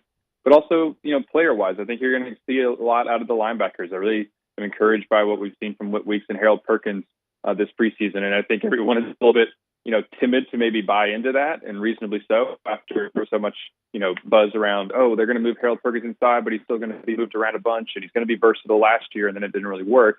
But it feels like this defensive scheme is more suited to someone of his skill set, and especially at the linebacker position. And also another player I think is going to maybe have a good year, Savion Jones. He's looked pretty good here consistently in camp. And again, another guy who didn't meet expectations last year, but feels like he has turned a corner in some ways. You see him winning one-on-ones against LSU's really talented offensive tackles. That's an encouraging sign. We got to see it on the field, but there are some, indicators here in preseason camp that those sorts of players be in line for some pretty good seasons. Wilson, you're a little bit modulated, so I'm going to have Jacob hang up and call you right back, but we'll get right back to Wilson. I know he's working on an awesome piece about Garrett Nussmeier, and I want to get Wilson's thoughts on that. But I echo a lot of the things that he said, and he got into a little bit more depth than even I have here, talking about Blaker's one-gap vertical scheme where guys understand their assignment and they can play a little bit more free. I'll never know exactly how much LSU was thinking and how timid they were playing last year. I can't put myself in those guys' shoes, but I do think that you'll be able to see a more aggressive group, and that should manifest itself. I'm still concerned with where LSU is on defense. I'm not going to hide that, and I've been pretty outspoken about it. But I do think there's a good possibility they play a little bit freer and a little bit faster under Blake Baker. Wilson, let's flip to the offensive side of the ball. I know you're spending some time working on a piece about LSU's new starting quarterback, Garrett Nussmeier. What are you looking to unearth about the first-year starter here? Sorry, repeat that one more time for me, please. What are you looking to unearth about Garrett Nussmeier as a first-year starter with this piece that you're working on? Yeah, Garrett has always said over the last year or so that he stayed when he knows he could have transferred, even sometimes felt the temptation to transfer because of the connection to LSU and to Lake Charles specifically. And so I spent a day over there this week with his grandma, who they call Ghana Mel. And she is a very nice lady, taking me around to their family in Lackawanna and Iowa. On his mom's side there, they've been in Lake Charles since the 1880s. Or not Lake Charles, excuse me, Cameron Parish since the 1880s. And, ended up kind of moving up to Lake Charles and over to Iowa. And it really emphasizes just how deep those roots are for Garrett in that part of the state in particular, and why he really feels so deeply about playing for LSU. And when he, understandably so, in that off season after 2022 season, felt like maybe he should transfer just because he wanted to play. He's a competitive guy.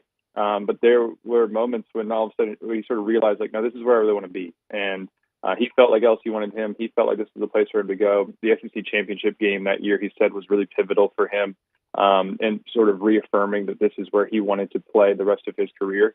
He knew that the opportunity was going to be there, and he stayed. And, those roots are just really, really deep for him. Even though he moved 12 times in his life, the longest he's ever lived in one place is now here in college at LSU. Even with all that, Lake Charles has always been an anchor for him, and it just shows how deep that connection is for LSU starter. That's incredible stuff, and something that I just can't relate to at all. I lived in Shreveport for 18 years, and now I've lived in Baton Rouge for 18 years. There's been nothing in between, so that's a fascinating story, and I can't wait to read that. I'm curious what's your read is on how important the bowl game was for not only Garrett, although it was, and then also for Joe Sloan, who got an opportunity to kind of take the reins there with Cortez Hankton as Mike Denbrock had moved on. How big was that at the end of last year for this team as they move into 24? Garrett said that for him it was kind of a first full circle moment where, at some points in his career, things weren't going well. He referenced the Southern game and just how sort of devastating that was for him to play the way that he did. But he continued to progress, and now, a year or so after that, he finally gets his first start, and to play the way that he did, even though he acknowledged it wasn't perfect, to be able to win had the MVP. He said that on the plane afterwards, he just sort of prayed and thanked God for giving him this opportunity that he's wanted so badly, and to now feel like everything is shifted in a really positive direction. He said it was just a major confidence boost for him and for the rest of the offense going into the offseason. If your quarterback is feeling confident, that's a really good place to start. And same kind of thing for Joe Sloan. First time play caller at LSU, hasn't been a play caller a ton in his career, but was able to do some good things there in the bowl game. You got the sense, from talking to Joe a few times over the offseason that it just sort of gave him that confidence too. And it just feels like it sort of, I think for everybody looking at LSU, was a game that made it seem like this offense wasn't going to drop off a ton after last year, even though, I think everyone expects a little bit of regression because that was incredible last season. And it's really hard to sustain that. But I think that both of those two feel like they're in a good place going into this season. How big is game one for this team? It feels huge. I mean, the rest of the season is not kaput if they lose. We've seen LSU lose these last two season openers and still manage to have good years. But if they want to actually get to the college football playoff, I feel like this is pretty close to a must-win. Because there's some other games on the schedule that are probably going to be much harder, even though you're at home against Ole Miss, Alabama, and Oklahoma. Those aren't just gimme games. And LSU, and this isn't either, but USC doesn't seem to have the talent across the roster quite like those teams do. Especially Ole Miss and Alabama with what they've been able to build in the offseason. And even Alabama, without Nick Saban, still has a lot of talent on its roster. And so it feels like LSU needs to be able to win this game if it's going to have a chance of going 10-2 and making it into the playoff, and just to win the opener, for the first time since 2019. It's just sort of psychologically, I think it would help this team out a good bit to, start the season with a positive note instead of feeling like you're playing catch up a little bit. What's coming up at the Advocate before kickoff in Las Vegas? A whole series of previews coming out over the next week. Anchored by that Nussmeier story that'll be in the newspaper Sunday the game. It'll be coming online here within sometime in the next few days as well. But stories about the defense and how things work under Blake Baker a little bit schematically. Stories about the offensive line and all sorts of things. Getting people ready for the season. We've also got our podcast over on LSU Tigers on NOLA.com on YouTube. Lots of stuff coming up there too. And so should be everything that everyone needs to get ready for the opener. At least we hope so. Really appreciate some time, Wilson. Safe travels up to Vegas. We'll talk soon. Sounds good, Hunt. Have a good rest of the afternoon. Sure will. He's Wilson Alexander over at The Advocate. Does an awesome job covering LSU. That's a fascinating angle to the Garrett Nussmeier piece that I didn't know. I did not know that his family had roots in Louisiana since the 1800s. I've heard Garrett say many, many times that Louisiana means a lot to him, and I always kind of thought that's a little bit odd because you've lived everywhere, and your dad doesn't have anchored anywhere. He's just coaching wherever the next gig is, and you played high school football in Texas. So that was odd to me, but now you understand why, and you'll get a much deeper perspective on that, I'm certain, when Wilson's story comes out here in the next couple of days. So we really, really appreciate him giving us a little bit of time here on this Thursday. And we come back. Lincoln Riley had a few things to say, specifically about his defense and what he thinks about this team. I'm curious what you think about it. We'll talk about that coming up next. You are now listening to The Hunt Palmer Show. Every shot, every goal, ESPN Bet has fans covered for the biggest moments of the summer. The exclusive sportsbook of ESPN is the only place where you can find special offers and promotions from your favorite ESPN shows and personalities throughout the summer months. New users can get a bet reset up to $1,000 in bonus bets if your first bet doesn't win. You heard that right. $1,000 in bonus bets if your first bet doesn't win. Download ESPN Bet today. What a play. Must be 21 or older. Gambling problem? Call 1-800-522-4700. In partnership with LeBares Lake Charles. Terms and conditions apply. See app for details. Our listeners fire off their opinions on the jimsfirearms.net hotline at 499-1045. Keep listening for your next chance to shoot us your thoughts with the jimsfirearms.net hotline on 1045 ESPN Baton Rouge. There it is, the extra mile. On the border of expected and extraordinary for those willing to go further, like vans customized for work or play, with safety and tech to keep you connected, supported by a 5-star sales, service, and finance team, and backed by the 1-star you know. So go the extra mile. It's never crowded because so few have what it takes to go there. Mercedes-Benz Vans. It's no secret. The best oysters in Baton Rouge are at Jolie Pearl Oyster Bar. Enjoy mouth-watering South Louisiana flavor and oysters from all over the country. And don't forget our nightly drink specials.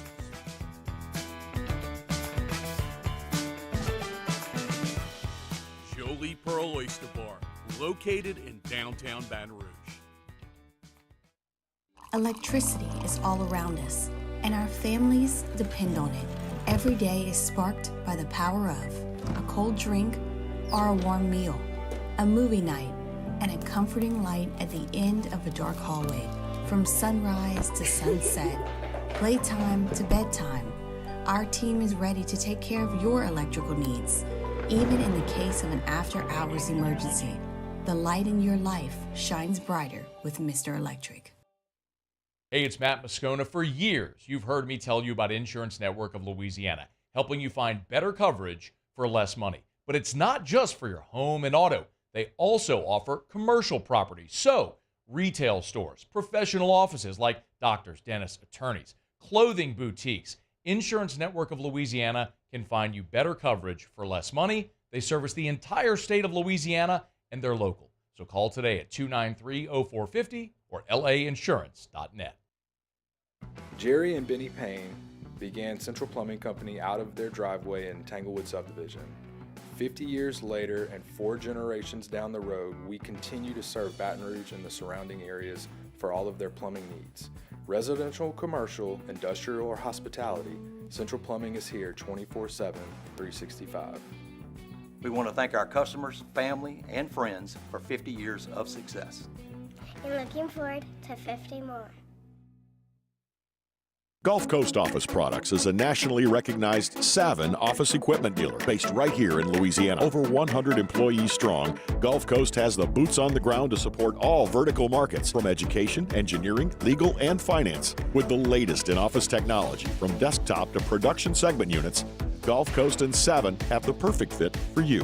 Call 225-756-2644. That's 756. Charles Hannegriff joined me and Jimmy Ott for the Friday edition of Live at Lunch from Ruffino's on Highland Road. College football is finally here. Week 0 upon us. Live at Lunch, 11 a.m. Friday on 104.5 ESPN Baton Rouge.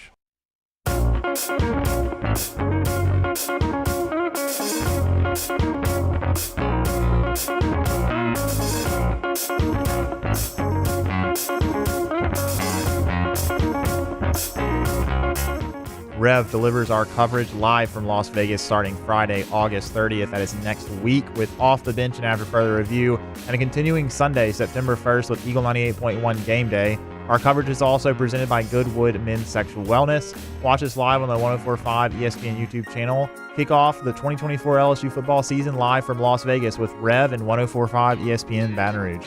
This is the Hunt Palmer Show, brought to you by Rouse's Supermarkets. Shout out Rouse's, bringing you our Thursday shows, official supermarket of the New Orleans Saints. Lincoln Riley met with reporters yesterday, talking about his USC Trojans, Tigers and Trojans from Vegas coming up next Sunday. And a lot's been made of these two programs, LSU and USC, attempting to overhaul horrendous defenses. We know that's been the case. And when you think about Lincoln Riley and his defenses over the last 5 years, you think that they have just been an absolute disaster. And that's not entirely true. I went back and looked at the statistics, and they don't tell the entire story, but they tell some of it. And the best I can tell in looking at Oklahoma's defense in 2019, which LSU saw in the semifinal, Oklahoma's defense in 2020, Oklahoma's defense in 2021, and then the last two USC defenses, that's all Alex Grinch. It appears to me that Lincoln Riley got super faked out by the COVID year. I'll explain. The 2019 Oklahoma defense, which had Alex Grinch as the coordinator, and they made the playoff with Jalen Hurts at quarterback, they were 38th in the country in total defense. Now, they were 64th in scoring, which is probably more important. You got to stop people from scoring. But, it wasn't just an abhorrent defense. LSU lit them up, but LSU was going to do that to no matter who they played. It just didn't matter. But it was okay. And then the COVID year came. And I think these numbers deked Lincoln Riley. Oklahoma was 29th in the country in total defense. They were 9th in the country in run defense. They were 28th in the country in scoring defense. That's all. If Lincoln Riley got that every year, he would win championships because he can score points. If he got a defense that was 28th in scoring, 29th in total defense, and 9th against the run, like he would be in pretty good shape. And so I think he thought they were on the right track. After 19, made the playoffs. In 20, we got better. But, oh, by the way, 2020, everyone was a mess. What happened after that? Well, it was next year at Oklahoma in 2021. They were 109th in pass defense, but they did better against the run. They were 30th, and they were 58th in scoring defense. It's not great, but it's not a complete disaster. Riley then leaves and takes the USC job, and he brings Alex Grinch with him. And then it was a disaster. The USC defense was a disaster. I was surprised the Oklahoma numbers weren't worse because I kind of remember the Oklahoma defense being worse than the USC defense. But it wasn't. USC was worse. His first year at USC, Caleb Williams wins the Heisman. And USC is 106th in total defense and 93rd in scoring defense. They were 112th against the pass.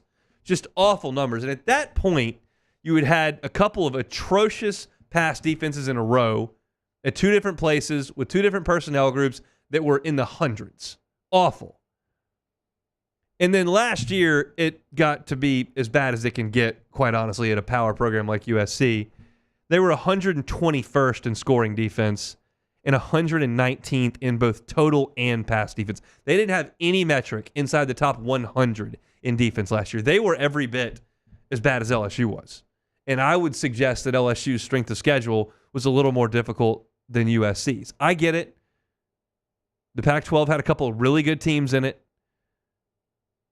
Utah's functional, but as I look at LSU and I look at Ole Miss and I look at Missouri and I look at Alabama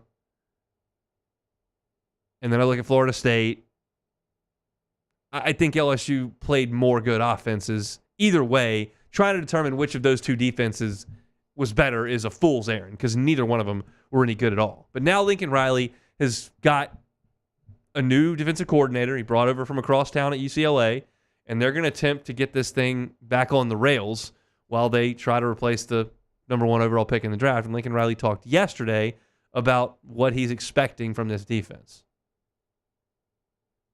Beck. I hate to get into the comparisons of it. There's just a lot of it that's different.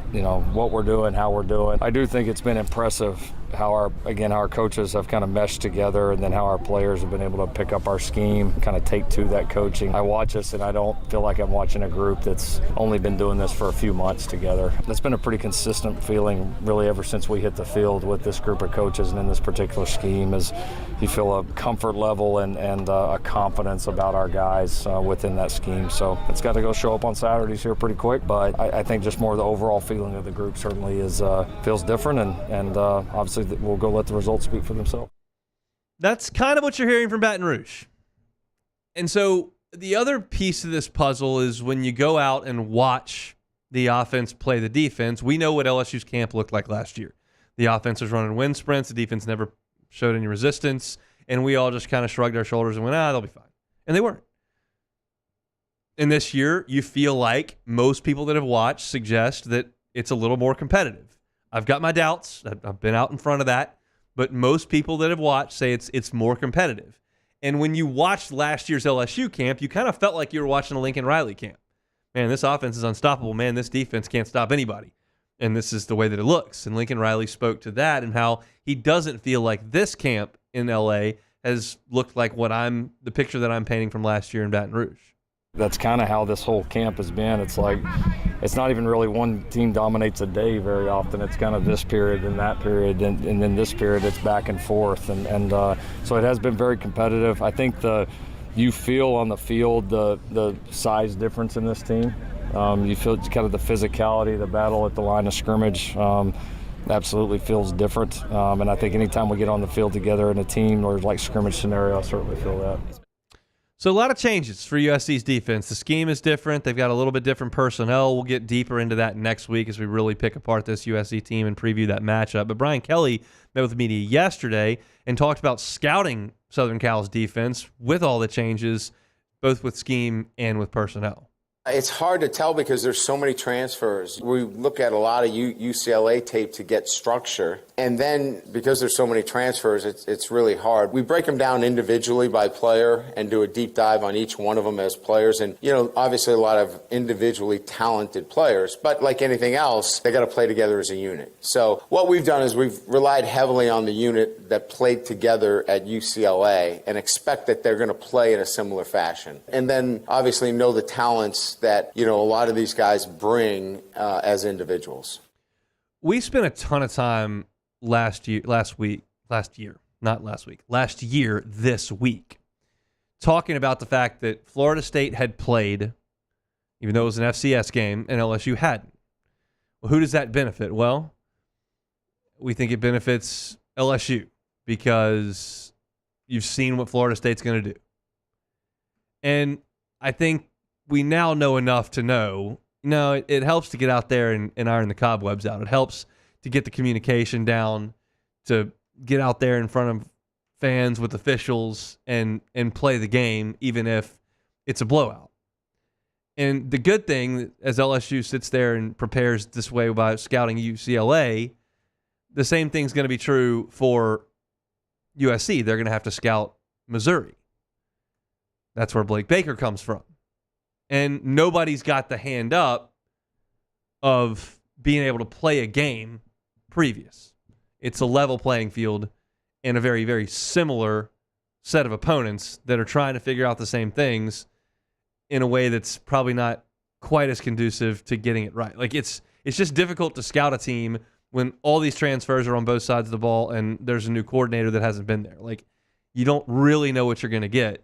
They're trying. I'm sure USC's trying as well. But that's a chess game that will probably unfold, quite frankly, in Vegas as these teams start to do some new things.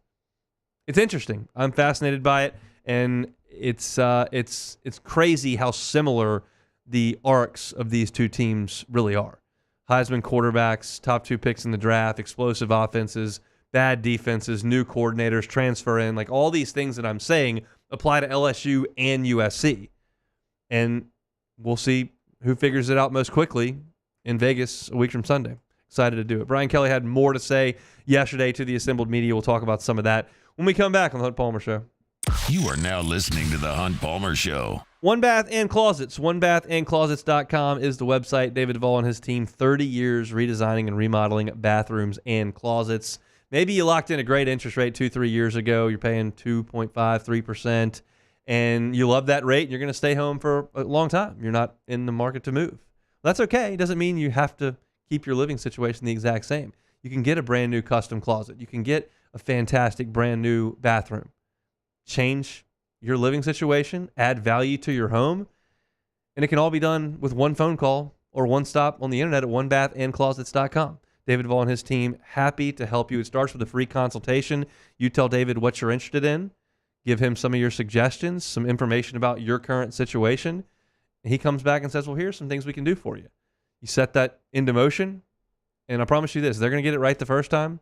They're going to do it right the first time and leave the competition behind. Not one of those deals where they're trying to race to get to the next job. Something might not be done great here or there. You call them in a couple of weeks, they come back and fix it. Nope.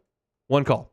He comes over, Teams does it, they move on, and you've got a brand new bathroom, a brand new closet customized to your exact specifications.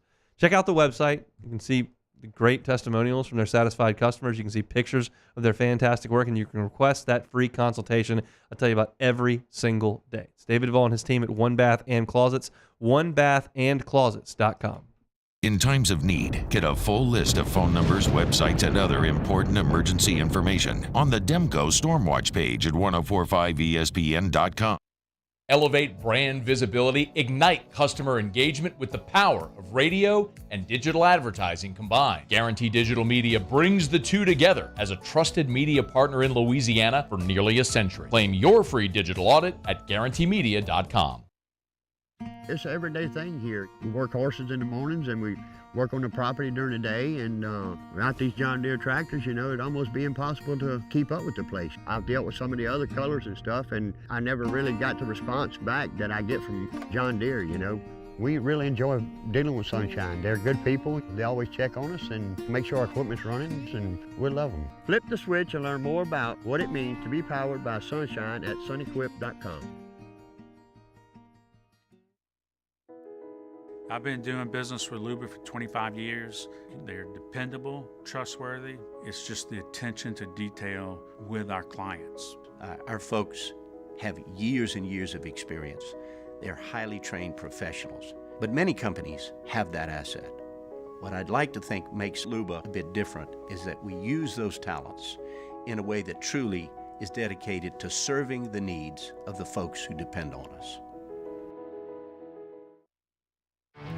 There it is, the extra mile, on the border of expected and extraordinary for those willing to go further, like vans customized for work or play, with safety and tech to keep you connected, supported by a 5-star sales, service, and finance team, and backed by the 1-star you know. So go the extra mile. It's never crowded, because so few have what it takes to go there. Mercedes-Benz Vans. Dylan Cruz here to tell you about Six Rings Baseball and Softball Camp. If you live on the North Shore and play ball, go to Six Rings Camps with former LSU assistant coach Dan Canaveri. His knowledge is second to none, and your child will improve and have fun doing it. Camps were held at Coquille Park and Six Rings Academy in Covington with 4 sessions over the summer. Full day and morning only sessions are available from ages 7 to 13. Go to sixringsbaseball.com or call 985-206-9096. Learn the game to love the game. When it comes to ending cancer, we push forward, always working together for you. That's why our cancer experts at Ochsner have clinically integrated with MD Anderson Cancer Center. This means advanced cancer care, including access to life-saving clinical trials and integrating care to treat the whole you. Introducing Ochsner MD Anderson Cancer Center. Long live you.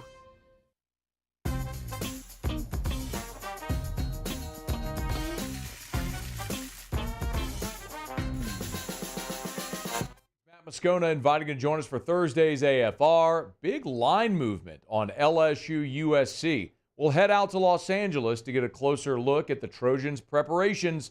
Join us Thursday's AFR 3 to 6, 104.5 ESPN Baton Rouge.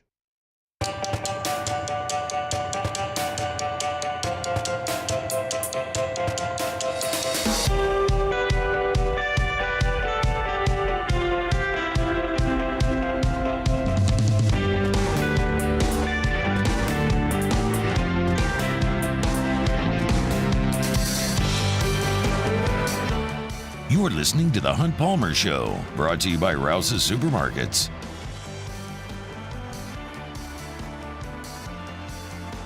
Chugging right along here, Thursday edition of The Hunt Palmer Show, working towards the weekend. Thanks for hanging out with us. It's been a fun show thus far. Wilson Alexander at the top of hour number 2.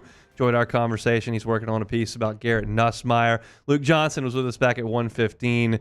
Talking Saints, gave us a little bit of an injury update on the black and gold. J.D. Pickell talking college football. Always enjoy our conversation with him. I also discussed my thoughts on the number 18 this year. I called my shot. Jacobian Guillory is a guy that I think gets it. We'll find out probably in the next 24 hours, quite frankly. But that was my guess as we sit here today on this Thursday. Brian Kelly met with the media yesterday. Some of the sound we didn't have a chance to get to yesterday because it was right before our show happened. But I want to talk about it a little bit here today as we wrap things up here. 2 segments to go. Kelly said he likes where his team is. I like where we're at in terms of our mindset and how we're preparing. Guys are starting to, really put some consistent days together.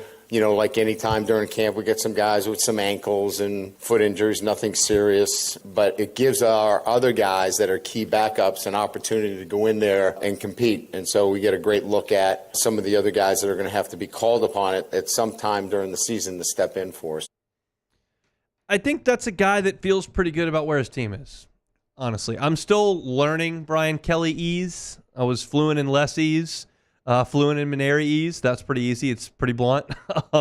As coaches continue to spend time here, and I hear more and more, I become fluent in their language. I'm not there with Brian Kelly just yet. The dad jokes I get. As far as the actual content and kind of what it actually means beyond the coach speak, I'm still working on it. But it sounds like he's got a way that he thinks things ought to be done. Sounds like when he got here, that was going to be a long implementation. And it feels like they're kind of there. Are they there from a roster perspective? I doubt it. Are they there from a culture perspective and accountability perspective? It sounds that way to me. He mentioned in that bite that there are some guys with some bumps and bruises here and there, and he updated a few injuries. Quick questions on Sage Ryan and Weeks West. How are they doing? Pretty good. I mean, I think we've got a grade 1 hamstring. I think we've got a foot sprain. These are injuries that should clear up this week and have him back full go for preparation for USC. I think we've got an ankle with Miles Frazier. Hilton's got a bone bruise, but one that, we feel like he should be back this weekend as well. So I think 3 or 4 guys that, kind of the bumps and bruises of camp, but we feel good about their availability come this weekend. We're not going to know. LSU tells us that Brian Kelly is going to give an injury update every Monday and then Thursday and Saturday. Whatever comes from that, we'll see. But we're not allowed back in practice on Saturday. We're not going to practice next week. So, if somebody shows up to interviews with the walking boot or on crutches, we may have a report for you. But basically, you're not going to know much about the state and the health of the team until they kick it off against USC. And that's okay with me. I think there are some people that frustrates, and certainly with gambling creeping its way creeping its way deeper into college football, there will be some regulations in place, but we're not going to know as much next week as we knew a week and a half ago.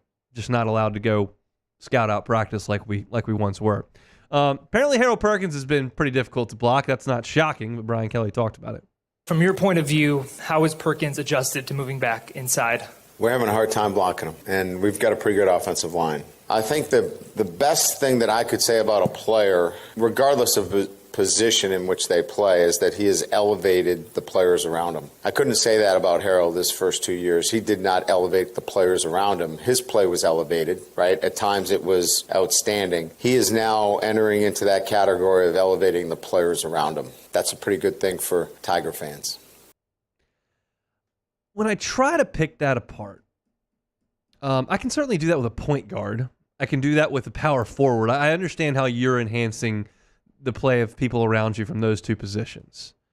You make life difficult on a pitcher when you're always on base and they got to deal with the guys around you. As far as defense goes, my assumption there is that at times, this is an assumption on my part, just kind of inferring things from that quote about making his teammates better. That is setting the edge. That is getting off his block and being in the right gap, as opposed to trying to make a hero play that may hang somebody out to dry or may open a gap somewhere that it wasn't supposed to be because he's athletic enough to try to get to another gap. This is, again, me just trying to read into that, but from a defensive perspective, making the players around you better means funneling the ball towards them, making sure you're in the right spot, and then being good enough to do your job once you get there. And I think that there's every reason to believe that Harold Perkins will be that guy coming up starting on Sunday. Next up here is talking about the secondary, and BK says they've been more consistent. What I like the most is we're playing the ball well down the field. There are deflected balls. There's balls that we're competing for. And we simply don't have those what the hecks, like what happened out here? Why is somebody, wide open down the field? We're not having blown coverages. There's certainly a much more consistent approach to what we're doing on the back end of our defense. And like you said, part of that is there's some more maturity back there, some more veteran play. I see it, and I know Blake and Corey and Jake see a much more consistent unit on the back end. I wrote a piece yesterday on LouisianaSports.net about the cornerbacks and I mentioned all the great names that you would mention, and the Thorpe Awards, and the All-American statuses, and the first-round picks, and the Pro Bowls, and all that. And I don't think LSU has one of those guys on the roster that will play a big role in 2024. Maybe P.J. Woodland or Ashton Stamps is an All-American a year or two from now. Maybe not, but I don't think they're going to have a first-team All-American in the secondary this year. If I'm wrong, hallelujah. But I don't think I'm going to be wrong. But if they're in the right spot, they are athletic enough to make a play. And so it's got to start there. I went on a whole rant last week about making sure that you're in the right spot, and that's like step one for this defense. And it appears that they are. We don't see a ton of busts when we're at practice. There's some times where the guys get beat one-on-one, but they're not a ton of busts. And if they can just continue that, they got a chance to be a lot better. We'll see if they are or if they're not. Last one here. Paris Shand is not a guy that I've seen be uber productive in camp. He's played on the defensive end, and the one-on-ones he always goes against Will Campbell, and that doesn't generally go very well because those one-on-one reps don't generally go very well for anybody but Will Campbell. But he's going to play on the interior as well in some pass rush spots, and Brian Kelly spoke about Paris Shand's development.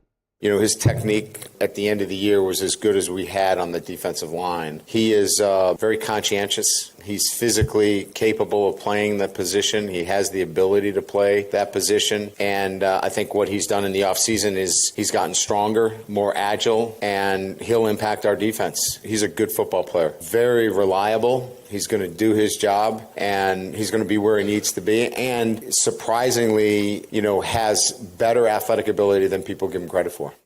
Another thing that Paris Shand does that we have seen, he's one of the punt protectors, and he's the guy that actually calls out the snap count on punts.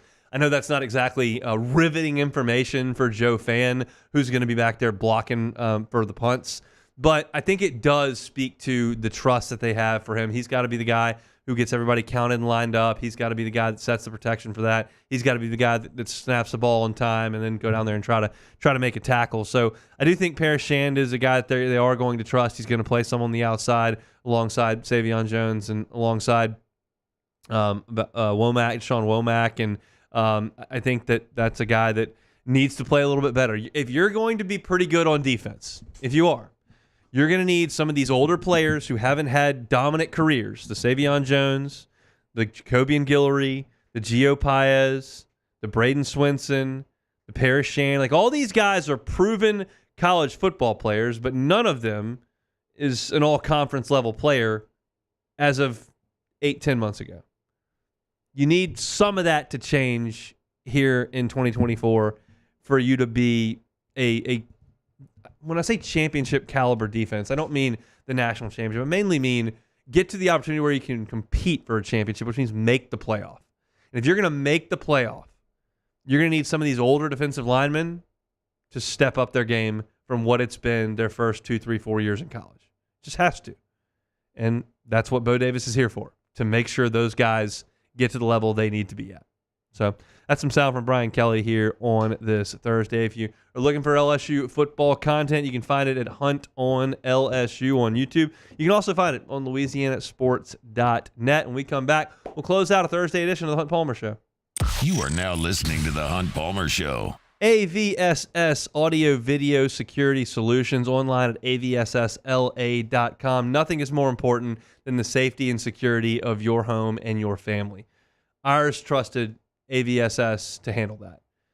Mitchell Fisher and my wife were in communication. They met at the house one afternoon. Alyssa told him where she wanted the sensors for the windows, where she wanted the cameras. Mitchell came out later that week, had it done in one afternoon. We've got an app on our phone. We can activate and deactivate our alarm remotely.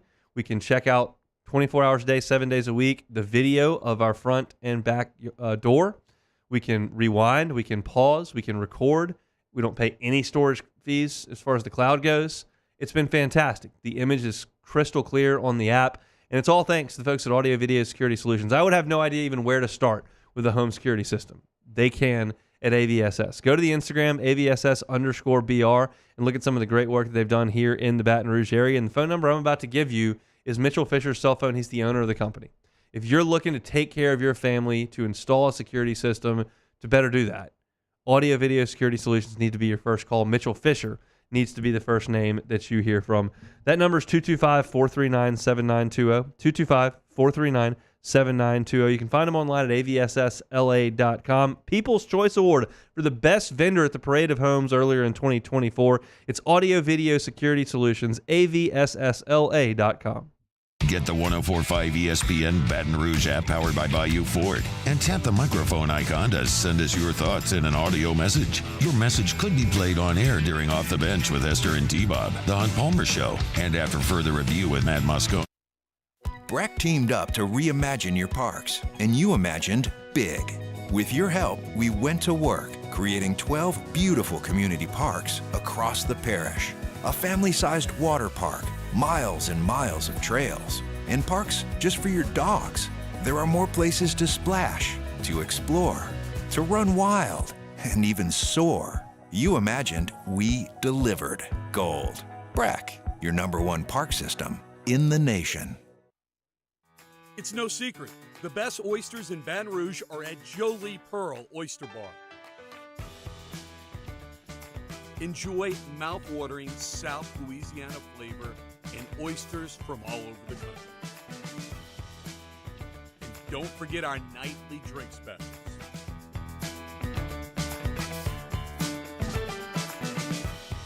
Jolie Pearl Oyster Bar, located in downtown Baton Rouge.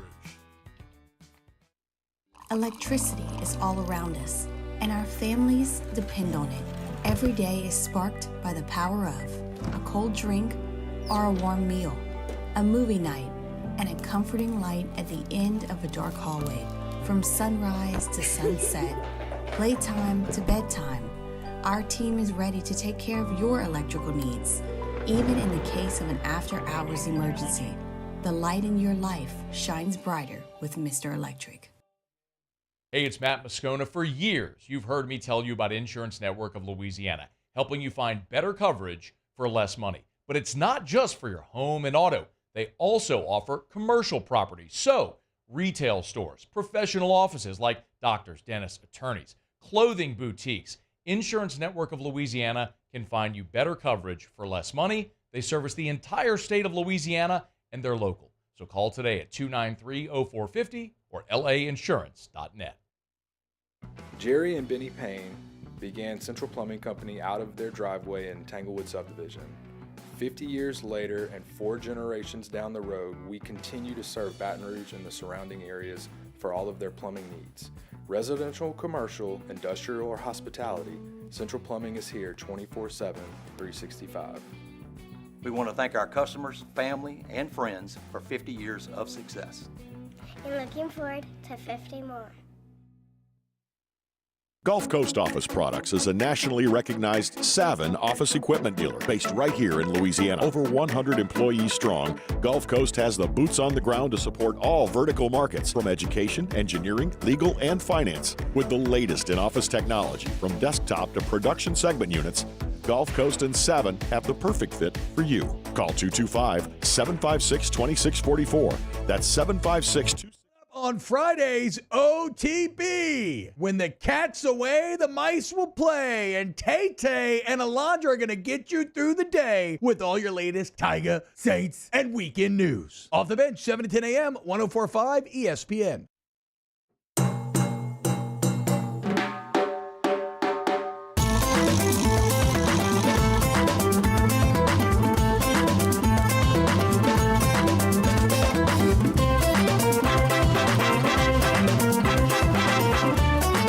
.104.5 ESPN and Citizens Bank and Trust are looking for the ultimate tailgate. Upload your best tailgate photo to 1045ESPN.com for a chance to win a $500 Alumni Hall gift card. Our judges will select a winner on August 29th.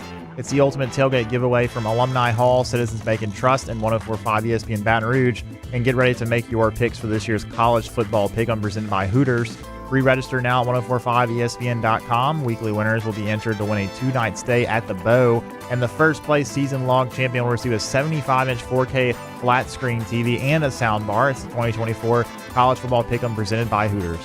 This is the Hunt Palmer Show, brought to you by Rouse's Supermarkets. There's some good prizes there for that football pick'em. 2 nights stay at the Bow. That's a good gig. Guaranteed to see Jimmy out there at least once or twice. Get to talk to the Otter. I went to the Bow for the off week. Was that last season? Oh, yeah, it was last season, yeah. And saw Hanny Enot. Of course. there it is. I went for a guy's golf trip. It was just a guy's trip, and we went and played Fallen Oak, which was real good. But I love Beau Rivage. Good spot, driving distance. It's doable for us here in South Louisiana in logistical fashion. So I'm pro Beau. So try to win that if you can pick college football games. All right, take it or leave it. All right, first one here. As we talked about with J.D. Piquel a little bit, a Colorado assistant reportedly spent time in the Middle East this offseason trying to secure NIL funding for Colorado football. Saudi investment in the Buffaloes. Take it or leave it. There's so many layers here. I'm leaving it. Obviously. I'm leaving it. But it's it's a wise move to go to the place with all the money to try to get a little bit of money in their grand scheme of things. It just doesn't make any sense, and they probably laughed him out of the room. And I would imagine you could probably get him on the phone or something before you drove out. Before you flew out there, try to get some NIL funding. I'll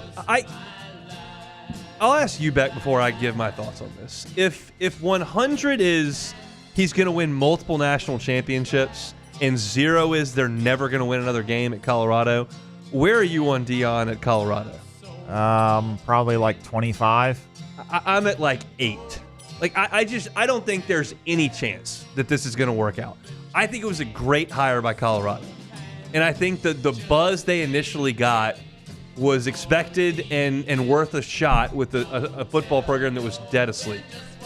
But this deal where he's not going on high school recruiting trips, this deal where they're cutting half the roster every year, this deal where we're sending people to the Middle East to secure NIL funding, all this stuff is just not going to work. And so I just think this is going to crash and burn really, really hard. Keep in mind, I looked at a mock draft yesterday. We talked about it on the air. Shedeur Sanders was number 5 on that mock list overall. He did not recruit Shedeur Sanders. Nope. He's known him a while. Good Travis relationship Hunter, there. not either. So well, he kind of did at Jackson State. He recruited Travis Hunter to yeah. Jackson State, but whatever. Like that was a good win for him. But like, when's he gonna have a quarterback better than the 5th pick in the draft? Probably and not. They're gonna win. They're gonna go what in those 2 years that Shedeur's his quarterback at Colorado? Like the 5-20. The more worrisome thing to me is the fact that they were able to get some decent recruits in, but they've lost them. Like they've had no guys. one wants to play there. They've had guys decommit and go and commit somewhere else. That's the more troublesome thing for me. You would think that Deion would be able to get guys just because of who he is, and he has. I think but he thinks that. Maybe and maybe he just expects that he doesn't have to put any effort in, but he's gonna have to put a little bit of effort if he really wants to do this, and it doesn't seem like he really cares to. This is not gonna work. I'm almost sure. Yeah, I think I agree with you. I don't think, even if they win like 3 or 4 games this year, he's going to be there next year. And then maybe if they win 3 or 4 again, maybe they'll cut bait. But I think Colorado is a team that even if they think that he's not the answer, and obviously he probably isn't, but it's still going to give them some publicity. So I would expect him to be at least a few more years, but I agree with you. It ain't going to work. It's not going to work. Moving on, Miami of Ohio head coach Chuck Martin said in an interview today that Alabama stole our kicker. They illegally recruited our kicker and stole him up from us. That's a fact, end quote. Referring to kicker Graham Nicholson, who won the Groza Award last season. Alabama tampering for a kicker. Take it or leave it. I mean, that's college football. I'll take it. I mean, that's just going to happen. That's just good business by Alabama. You make it work to get the kicker any way you need to. Sounds like my Ohio coach is a little salty about that. Go for it on 4th down, coach. Put it in the end zone. Show us some action. Hit the over. But I also just noticed that Iowa is self-imposing a 1-game suspension for Kurt Ferentz because they couldn't score any points last year. Well, that they should. That should be a reason why. But it's because they apparently tampered by getting Cade McNamara, their quarterback from Michigan. Tampering! I can't believe they would do that. Yeah.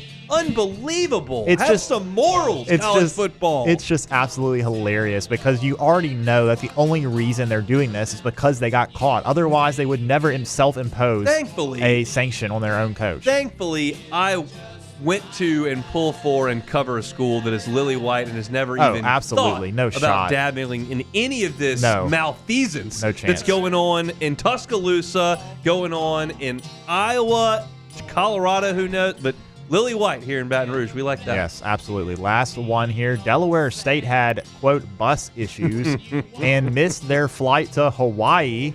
They Yeah. had to split the team up on various flights to get to Honolulu. Maybe schedule a game in driving distance. Take it or leave it. And you got to take it. If we can't get the team to Hawaii on time in the same airplane, we probably don't need to be scheduling that road trip.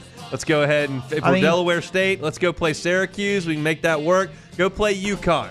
Right. Jim Moore Jr.'s there. Go play them. If you have the opportunity to go to Hawaii, even if it's even if it's probably to lose, who cares? Go to Hawaii. Even if How far is Delaware from Hawaii? It's pretty I don't even far. think it's worth it to go to Hawaii. It is pretty far, but I don't think it's worth it to go from Delaware to L.A., much less that being halfway. And if you can't get on the frickin' bus and get to Honolulu, That's then tough. we got some real issues. Who's the traveling secretary? It's Costanza. Oh, George yeah, Costanza's the definitely. traveling secretary Yeah. for Delaware State.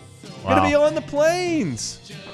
No, that's poor form, but I'm glad to report that Delaware State got their entire football team to Honolulu. That's really good. Some of them landed there Good at to like hear. 2 in the morning. So I wonder we'll see. I wonder what the line is there for the Rainbow Warriors in Delaware. Delaware's were they the Mud Hens or the Blue Hens? The Blue I think? Hens. Yeah, That's- Blue that's Hens. the University of Delaware. That's I don't know the who Delaware. fighting- I don't know who Delaware State Nah, is. Joe their mascot. Flacco is the He's the Fighting Flaccos. Fighting Flaccos. Where was he before that? I have no idea. You don't know, and you It's- ask me? It's one of two. It's Pittsburgh or Penn State. I think it was Pittsburgh. I think Yeah, it's Pittsburgh. That's sounds what I right. All right, that's it for us on a Thursday. Shout out Rouse's for bringing you our Thursday shows. If you missed any of today's show, JD Piquel, Luke Johnson, Wilson Alexander, it's all on demand wherever you find your sound. Always invite you to check out LouisianaSports.net for all your Saints and LSU coverage. Some really great stuff we've got on the homepage right now, both Saints, LSU, and SEC, and gambling. Matt's going to drive you home next one after further view. We're back tomorrow for a Friday edition, Week 0, Football Friday, on the Hunt Palmer Show. You are now listening to the Hunt Palmer Show. Highland Insurance Group, HighlandIG.com. Jonathan Carver and his team right here in Baton Rouge. Whether it's property and casualty or your group benefits, your employee benefits, they can handle it all over there at Highland Insurance Group. If you're a business owner and you don't know what employment practice liability is, or don't really know what cyber insurance does, or don't think you need directors and officers insurance, but you don't really know what any of that stuff is, that's understandable because you got a business to run, but you need someone in your corner that does know what all those things are so that they can protect you from massive risks that may exist. If you don't know about that stuff, contact the Highland Insurance Group and make sure that you're covered. They're going to take care of you. They've got access to dozens of markets, and they can get your insurance program put into the right hands. Your insurance broker should be a trusted asset to your business, and Jonathan Carver and his team at the Highland Insurance Group certainly are that. It's the Highland Insurance Group. Check them out online, HighlandIG.com. There it is, the extra mile, on the border of expected and extraordinary, for those willing to go further, like vans customized for work or play, with safety and tech to keep you connected, supported by a 5-star sales, service, and finance team, and backed by the 1-star